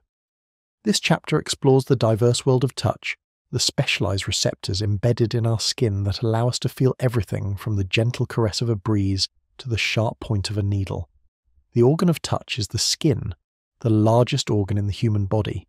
It is a complex, multi-layered structure that serves as a protective barrier, a temperature regulator, and, most importantly for our story, a vast and sophisticated sensory array. Embedded within the layers of our skin are a whole family of specialized nerve endings called mechanoreceptors.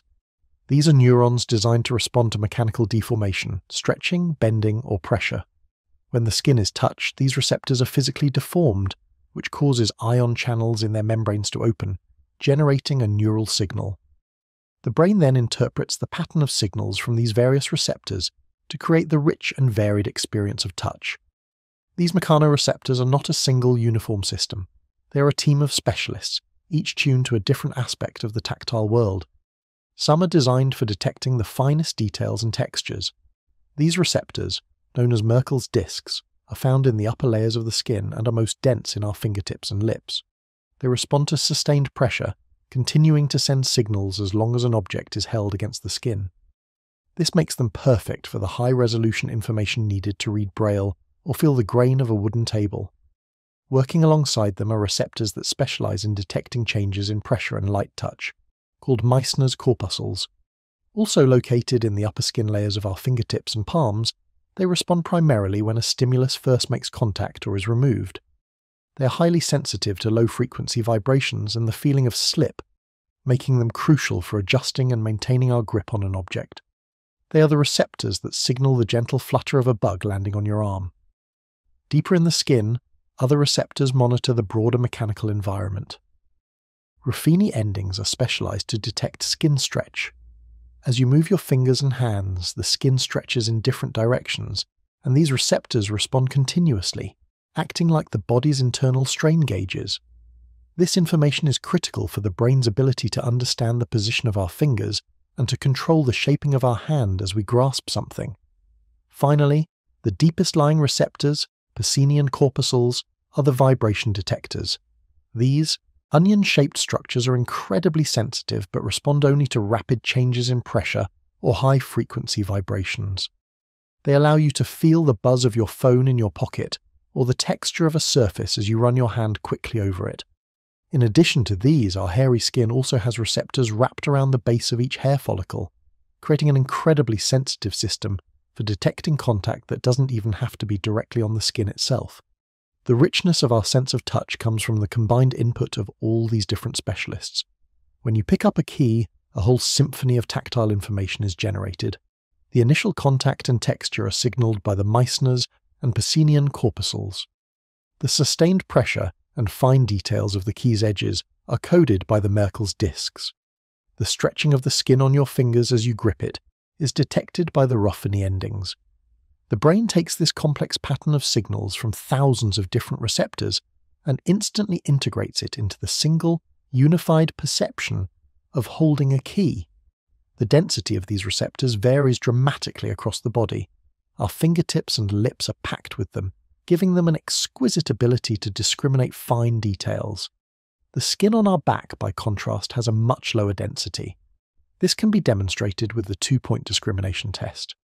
On your fingertip, you can easily distinguish two separate points touching your skin just a couple of millimeters apart. On your back, 2 points have to be several centimeters apart before you can perceive them as being separate. The sense of touch is also fundamentally active.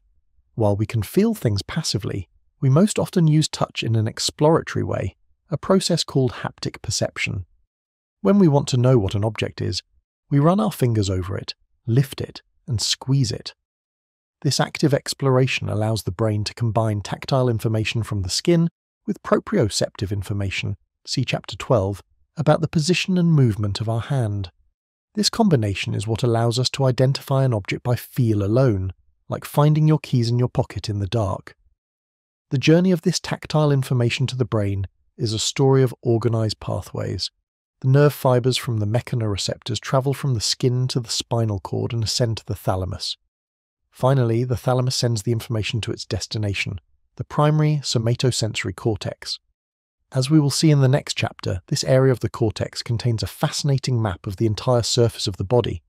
It is here that the brain begins to construct our conscious experience of the bodily envelope, the place where the self meets the world. The sense of touch, with its diverse cast of receptors, provides the constant grounding stream of information that tells us we are here, embodied, and in direct, physical contact with reality. We have explored the skin as a vast, sensitive sheet, embedded with a diverse array of mechanoreceptors, each tuned to a specific aspect of touch, pressure, vibration, texture, and stretch. These receptors convert the physical deformation of our skin into a constant stream of electrical signals, but this raw data is not the experience of touch. The feeling of a raindrop on your cheek, the texture of a cat's fur, or the warmth of a handshake are all creations of the brain.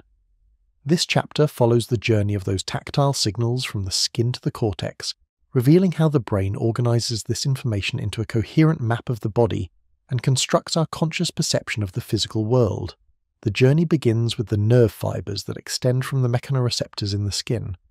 These fibers are the axons of neurons whose cell bodies are located in the dorsal root ganglia, small clusters of neurons that lie just outside the spinal cord. The signals travel along these axons, entering the spinal cord and then ascending toward the brain through dedicated pathways. The pathway for fine touch, vibration, and proprioception, the sense of body position, is called the dorsal column medial lemniscus pathway. The pathway for pain and temperature information travels along a different route, the spinothalamic tract. For now, we will focus on the journey of touch. The signals travel rapidly up the spinal cord to the brainstem, where they make their first synapse connection in the medulla. Here, the signals cross over to the opposite side of the brain. This means that tactile information from the right side of your body is processed in the left hemisphere of your brain, and information from the left side of your body is processed in the right hemisphere. From the brainstem, the signals are relayed to the thalamus, the brain's central hub for sensory information. The thalamus acts as a gatekeeper and a relay station, filtering the information and sending it on to its final destination. That destination is the primary somatosensory cortex S1, a strip of neural tissue located in the parietal lobe, just behind the central sulcus, which separates it from the primary motor cortex. When the tactile information arrives at S1, it is organized in a truly remarkable way. The cortex contains a complete point-for-point map of the surface of the body. This is known as a somatotopic map. Neurons that receive signals from the toes are located in one area. Neurons for the leg are next to them. Then the torso, the arms, the hands, the face, and so on. The entire body is laid out across the surface of the cortex like a geographical map. However, this map is not a faithful, proportional representation of the body. it is famously and bizarrely distorted. The amount of cortical real estate dedicated to a particular body part is not proportional to that part's physical size, but to its sensory importance and the density of its receptors. This distorted map is often visualized as a sensory homunculus, a grotesque little man with enormous hands, lips and tongue, and a relatively tiny torso, arms and legs. The huge size of the hands and lips in the homunculus reflects the incredible sensitivity and importance of these areas for our tactile exploration of the world. We use our hands to feel and manipulate objects, and our lips and tongue to analyze food and for speech. A huge amount of brain power is dedicated to processing the rich stream of information coming from these parts. The back, by contrast, which has a low density of receptors, gets a correspondingly tiny patch of cortical territory. The primary somatosensory cortex is itself subdivided into 4 parallel strips, Brodmann areas 3A, 3B, 1, and 2, each containing its own complete homunculus, and each of these areas specializes in processing a different kind of tactile information. For example, Area 3B receives the bulk of the input, and is concerned with basic tactile information like texture, shape, and size.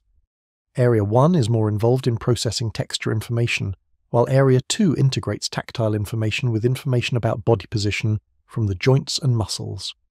The brain is breaking down the sense of touch into its constituent features and processing them in parallel, just as it does for vision and hearing. From the primary somatosensory cortex, S1, the information is sent to the secondary somatosensory cortex, S2, and other higher-level association areas in the parietal lobe.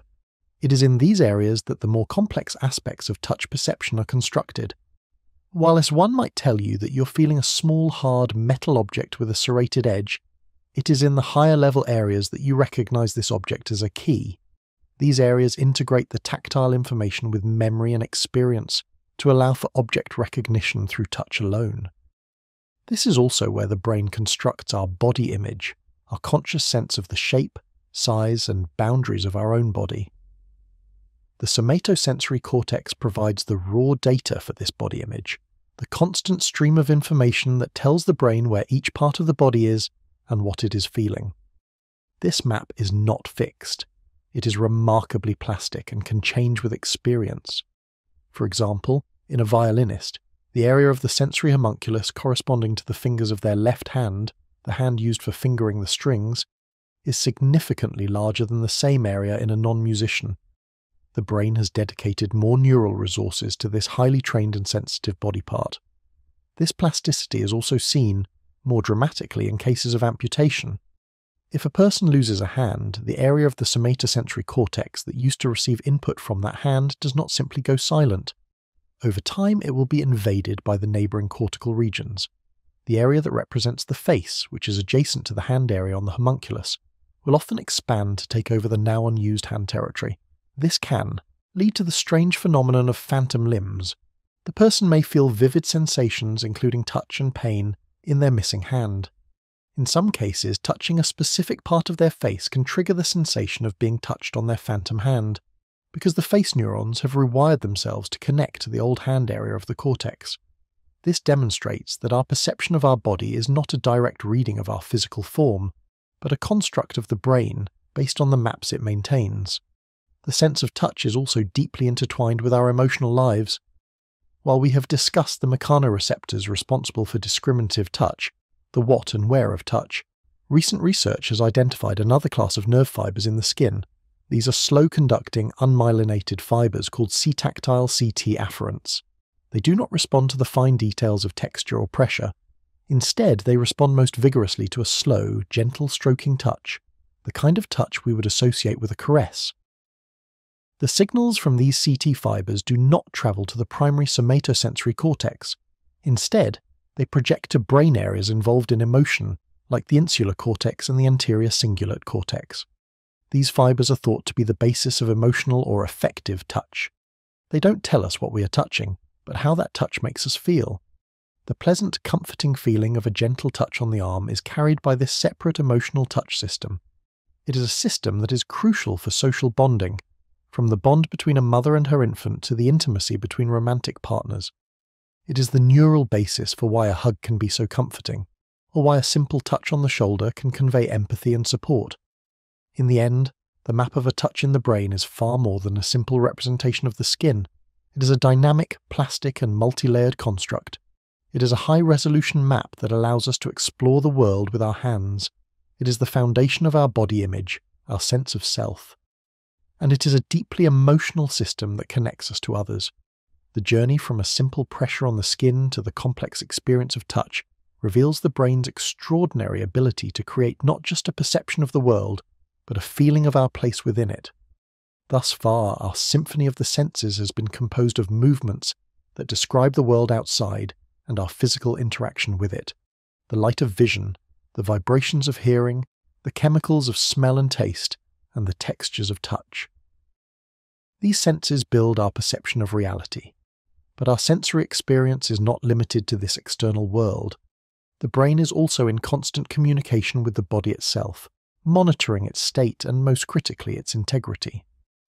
This chapter delves into two of these profound internal senses, the sense of temperature and the sense of pain.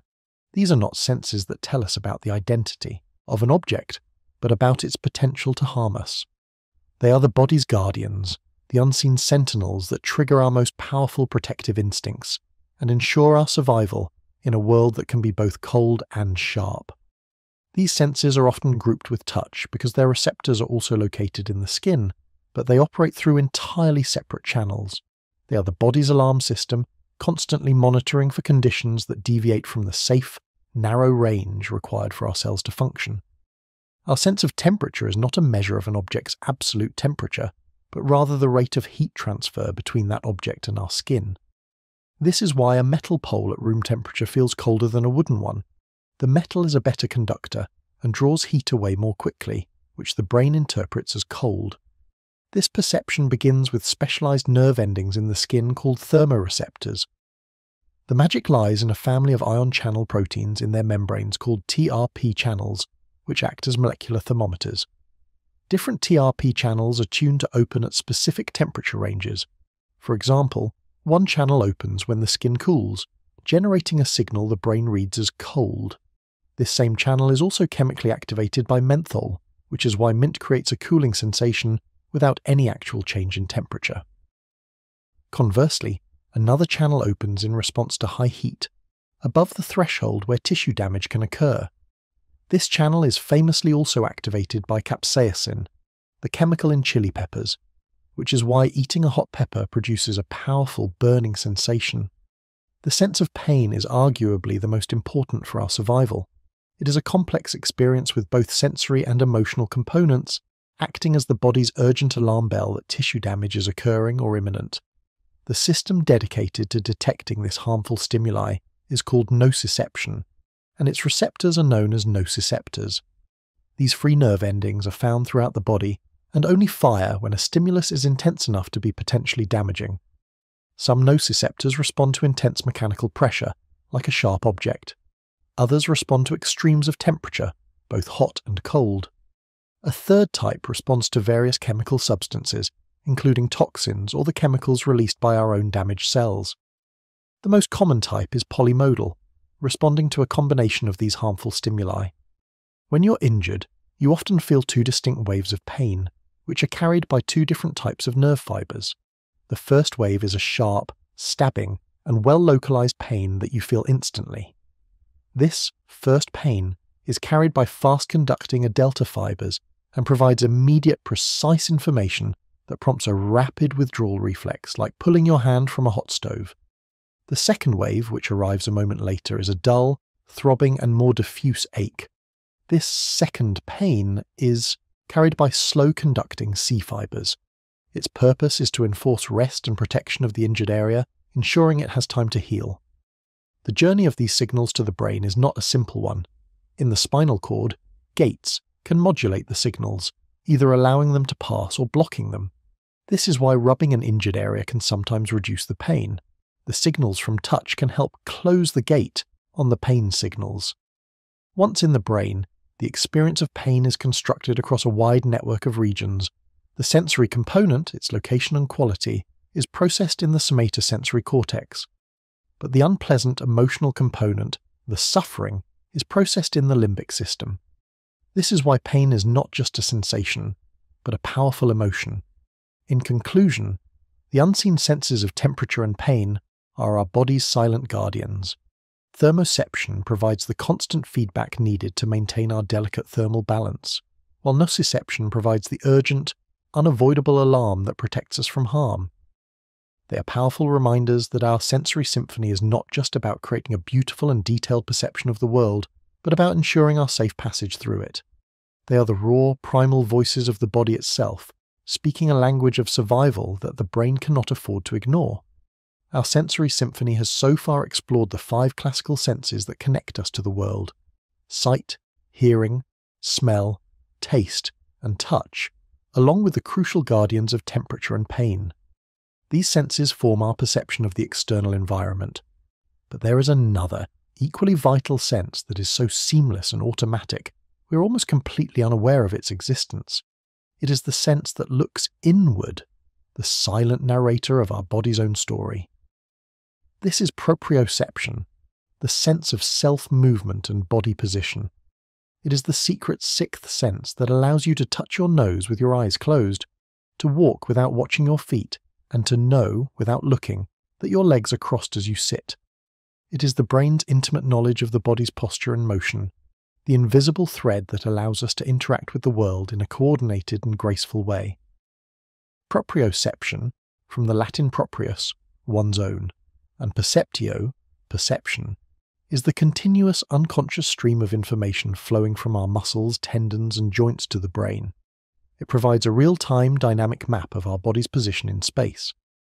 While the vestibular system, which we will explore next, provides our sense of balance and orientation with respect to gravity, proprioception provides the detailed information about the relative position of our own body parts. The 2 systems work in concert, but proprioception is the one that tells you the angle of your elbow, the tension in your calf muscle, or the precise location of your hand as it reaches for a cup. The receptors for this sense are not located in a single organ but are distributed throughout the musculoskeletal system. They are specialized mechanoreceptors, similar to those for touch, but instead of detecting external pressure, they are designed to detect the internal mechanical state of the body. There are 3 main types of proprioceptors that form the foundation of this sense. First are the muscle spindles. These are intricate sensory organs that are embedded within the fibers of our skeletal muscles. A muscle spindle is a small, elongated structure that lies parallel to the main muscle fibers. Its job is to monitor 2 things: the length of the muscle and the rate at which the muscle is changing length, its velocity. When a muscle is stretched, the muscle spindle is also stretched, which causes its associated nerve fiber to fire. The more the muscle is stretched and the faster it is stretched, the more rapidly the nerve fiber fires. This information is sent directly to the spinal cord and up to the brain, providing a constant real-time update on the state of every muscle in the body. Muscle spindles are also a key component of reflexes, like the knee-jerk reflex. When the doctor taps your patellar tendon, it briefly stretches your quadriceps muscle, which activates the muscle spindles within it. They send a powerful signal to the spinal cord, which immediately sends a motor command back to the quadriceps, causing it to contract and your leg to kick. This is a protective reflex designed to prevent muscles from being overstretched. The second key player is the Golgi tendon organ, GTO. These receptors are not located in the muscle itself, but in the tendons that connect the muscle to the bone. The job of the GTO is not to measure muscle length, but to measure muscle tension or force. When a muscle contracts, it pulls on the tendon, and this tension squeezes the GTO, causing its nerve fiber to fire. The stronger the muscle contraction, the more tension is generated, and the faster the GTO fires. This information is crucial for controlling the force of our movements. It allows us to grip a delicate egg with just enough force to hold it, but not so much that we crush it. Like muscle spindles, GTOS also have a protective function. If a muscle contracts with so much force that it risks tearing the tendon, the GTO will send a powerful inhibitory signal to the spinal cord that forces the muscle to relax, preventing injury. The third component is the joint receptors. These are mechanoreceptors located in and around the capsules of our joints. They are similar to the touch receptors in our skin, like Pacinian and Ruffini endings, and they respond to the pressure, angle, and movement of the joint. They provide information about the position of our limbs, signaling, for example, whether a joint is flexed or extended. For a long time, it was thought that joint receptors were the primary source of our knowledge of limb position, but it is now understood that muscle spindles provide the most significant and detailed input. Together, these three sources of information, muscle length and velocity from the muscle spindles, muscle tension from the Golgi tendon organs, and joint position from the joint receptors, create a rich and comprehensive data stream. This proprioceptive information travels up the spinal cord, primarily through the same dorsal column medial lemniscus pathway as fine touch, to the brainstem, the thalamus, and then onto the cortex. In the brain, this information is used in several critical ways. A significant portion goes to the somatosensory cortex, the same area that processes touch. Here, it is integrated with tactile information to create our conscious body image and our perception of the shape and weight of objects we are holding. When you lift an object, the proprioceptive feedback about muscle tension and joint position is what allows you to perceive its weight. However, the most important destination for proprioceptive information is not a conscious one. The vast majority of these signals are sent to the cerebellum, a large, densely packed structure at the back of the brain. The cerebellum is the body's master coordinator and motor control computer. It receives a constant, real-time copy of the proprioceptive map of the body, and it compares this with a copy of the motor commands being sent from the primary motor cortex. The cerebellum's job is to compare the intended movement with the actual movement. If there is a discrepancy, if your hand is moving faster than intended, or if you stumble and your body's position does not match the motor plan, the cerebellum instantly calculates an error correction signal.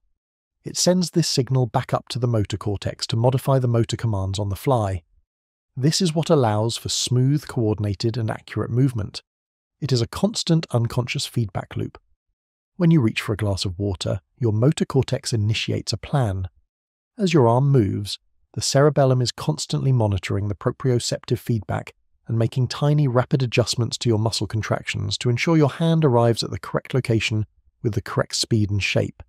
It is an automatic background process that we take completely for granted. The importance of proprioception is most starkly illustrated in the rare cases where it is lost. Individuals who have lost their proprioceptive sense due to nerve damage, a condition called sensory neuronopathy, have a profound and devastating motor impairment. They have not lost their muscles or their ability to command them. They have simply lost the knowledge of where their body is. If they cannot see their limbs, they have no idea where they are in space.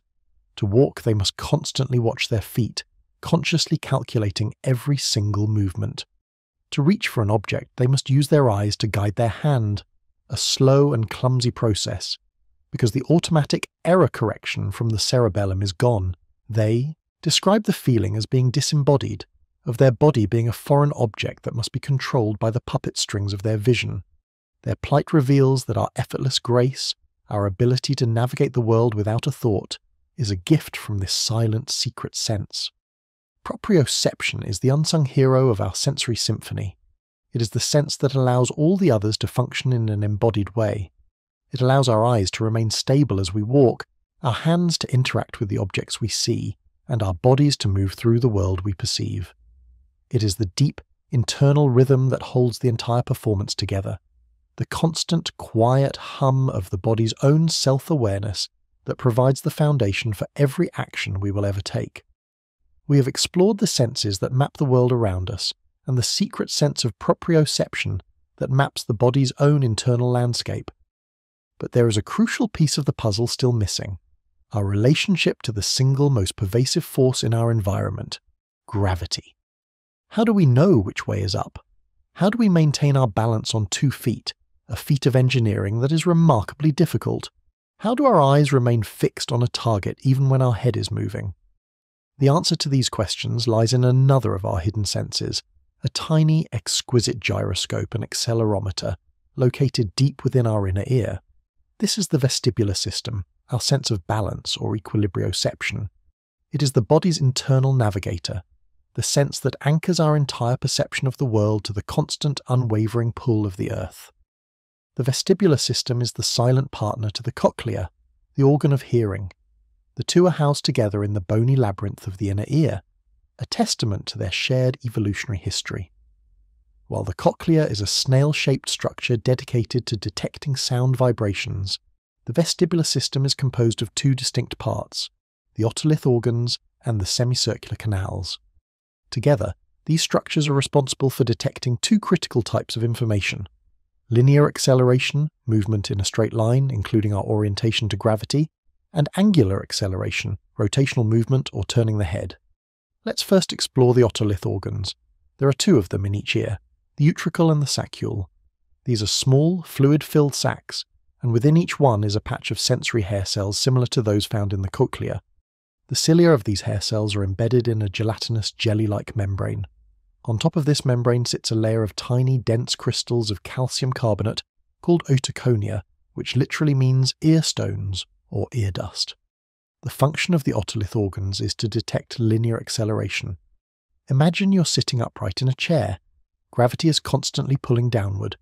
This force pulls on the heavy otoconia in the utricle, which is oriented horizontally, and the saccule, oriented vertically, causing them to press down on the gelatinous layer and bend the cilia of the hair cells in a specific direction.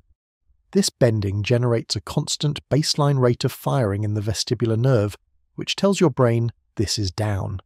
If you tilt your head to one side, gravity pulls the otoconia in a new direction, causing them to slide over the gelatinous layer and bend the hair cells in a different pattern. This change in the firing pattern signals to the brain the precise angle of your head's tilt relative to gravity. The otolith organs also detect linear acceleration, such as when you're in a car that suddenly speeds up. When the car accelerates forward, your head also accelerates forward.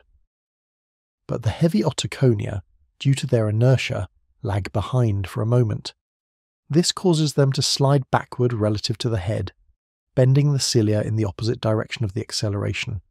This signal is interpreted by the brain as forward motion. Similarly, when the car brakes, the otoconia continue to move forward for a moment, bending the cilia forward and signalling deceleration. The utricle is primarily sensitive to acceleration in the horizontal plane, forward-backward, left-right, while the saccule is primarily sensitive to acceleration in the vertical plane, up-down, like in an elevator. The second part of the vestibular system is the semicircular canals.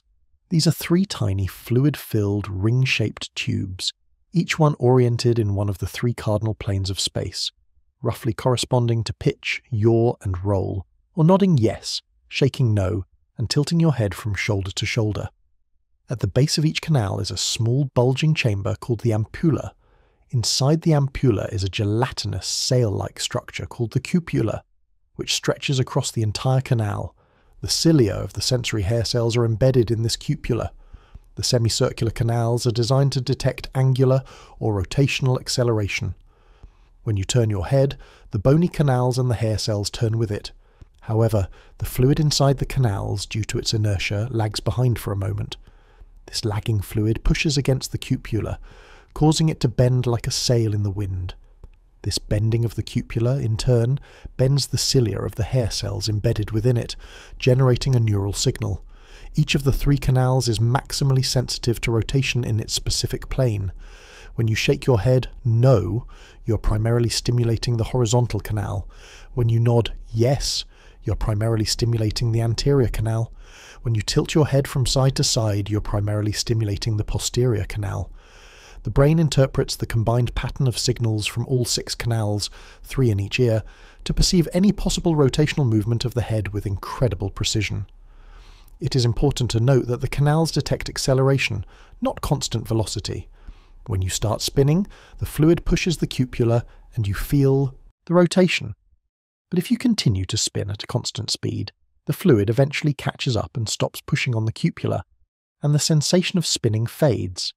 When you then stop spinning, the fluid continues to move due to inertia, pushing the cupula in the opposite direction, which is why you feel a powerful dizzying sensation of spinning in the opposite direction.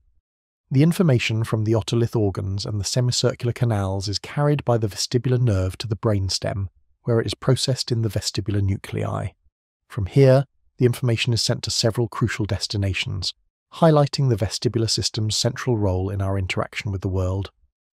One of the most critical functions of the vestibular system is the vestibular ocular reflex VOR. This is an automatic reflexive process that allows you to maintain a stable visual image even when your head is moving. As you walk or run, your head is constantly bouncing and turning.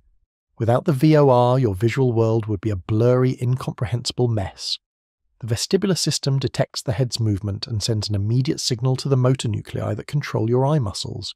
This signal generates an eye movement that is equal in velocity and opposite in direction to the head movement. If your head moves 10 degrees to the left, your eyes will automatically move 10 degrees to the right, perfectly cancelling out the motion and keeping your gaze locked on your target. You can see this reflex in action by focusing on a word on this page and shaking your head from side to side. The word remains remarkably clear.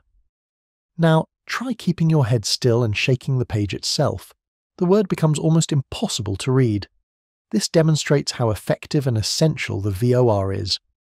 Vestibular information is also sent to the cerebellum, the master coordinator of motor control. The cerebellum integrates the vestibular information with proprioceptive information to make the constant, rapid adjustments to our posture and muscle tone that are necessary to maintain balance.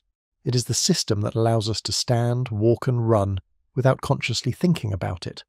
Finally, vestibular signals are sent up to the cerebral cortex, primarily to areas in the parietal lobe and the insula. This is where our conscious perception of motion and our spatial orientation are formed. However, unlike our other senses, our conscious awareness of the vestibular system is subtle. We don't feel gravity in the same way we feel a touch. We only become acutely aware of our vestibular system when it's confused or overstimulated, leading to the unpleasant sensations of dizziness, vertigo, and motion sickness. Motion sickness is thought to be caused by a sensory conflict, where the vestibular system is signalling motion, e.g., in a moving car or on a boat, but the visual system is signalling that the immediate environment is stationary. The brain interprets this mismatch as a potential sign of poisoning, as many neurotoxins can cause sensory disturbances, and it triggers a nausea response as a protective measure. In the grand symphony of the senses, the vestibular system is the conductor's unwavering beat. It is this silent, constant reference point that anchors our entire sensory world. It provides the gravitational framework upon which our visual perception is built, and the foundational stability that allows our motor system to act. It is the sense that orients our personal internal map of the body, provided by proprioception within the larger external map of the world. Without it, we would be lost in space, unmoored from the fundamental reality of up and down, adrift in a sea of sensory chaos. We have journeyed through the senses that perceive the external world and the hidden senses that map our body's position and balance within that world. We have explored how we see, hear, feel, and move. But there is one sensory domain left to explore, one that is arguably the most intimate and fundamental of all. It is the sense that monitors the internal state of the body itself, the constant, subtle stream of information from our organs, our blood, and our tissues. This is interoception, the perception of the body's internal signals. It is the sense that gives rise to the feeling of your own heartbeat, the ache of hunger, the pressure in your bladder, the warmth of a blush, or the knot in your stomach when you're anxious. It is the biological foundation of our most basic feelings, emotions, and motivations. It is, in the most literal sense, the feeling of being alive. Interoception is the broadest of our internal senses, an umbrella term for the vast network of sensory pathways that report on the physiological condition of the body. While proprioception tells the brain about the mechanical state of the musculoskeletal system, interoception tells the brain about the state of the visceral organs and the internal milieu, the chemical and thermal environment inside the body. Its primary purpose is homeostasis, the process of maintaining a stable, constant internal environment in the face of a changing world. The brain uses interoceptive feedback to monitor and regulate critical bodily functions like heart rate, blood pressure, respiration, body temperature, and energy balance. The receptors for interoception are a diverse class of sensory neurons distributed throughout the body's internal landscape. They are found in the walls of our blood vessels, our digestive tract, our lungs, our heart, and other organs. Many of these are the same types of receptors we have already encountered. There are mechanoreceptors that detect the stretching of an organ, like the feeling of fullness in the stomach or the bladder. There are chemoreceptors that monitor the chemical composition of our blood, tracking levels of oxygen, carbon dioxide, glucose, and hormones. There are thermoreceptors that monitor the core body temperature, and there are nociceptors, the receptors for pain, that signal when an internal organ is inflamed, distended, or deprived of oxygen. The main neural highway for this interoceptive information is the vagus nerve. The vagus nerve is a massive, wandering cranial nerve that originates in the brainstem and extends down into the chest and abdomen, branching out to connect with almost all of our major visceral organs. About 80% of the fibers in the vagus nerve are afferent, meaning they're carrying sensory information from the body to the brain. It is a vast internal information superhighway, constantly sending real-time updates on the state of the body's internal union. This information travels up the vagus nerve to the brainstem, where it is first processed in a nucleus called the nucleus of the solitary tract. From there, it is relayed to several key brain regions, including the hypothalamus, the master regulator of homeostasis, the amygdala, the emotional center, and most importantly for our conscious experience, the insular cortex. The insular cortex, or insula, is a region of the cerebral cortex that is tucked away deep within the lateral sulcus, the fold that separates the temporal lobe from the parietal and frontal lobes. The insula is emerging in neuroscience as the primary interoceptive cortex. It is here that the brain integrates all the disparate signals from the body into a coherent, high-level representation of the body's overall physiological state. It creates a moment-by-moment map of the feeling of the body. Most of this interoceptive processing happens below the level of our conscious awareness. The brain makes constant, automatic adjustments to our heart rate, breathing, and digestion without us ever having to think about it. However, some of these signals do break through into our conscious awareness, and when they do, they form the basis of our most fundamental bodily feelings. Hunger and thirst. The feeling of hunger is a complex interoceptive signal.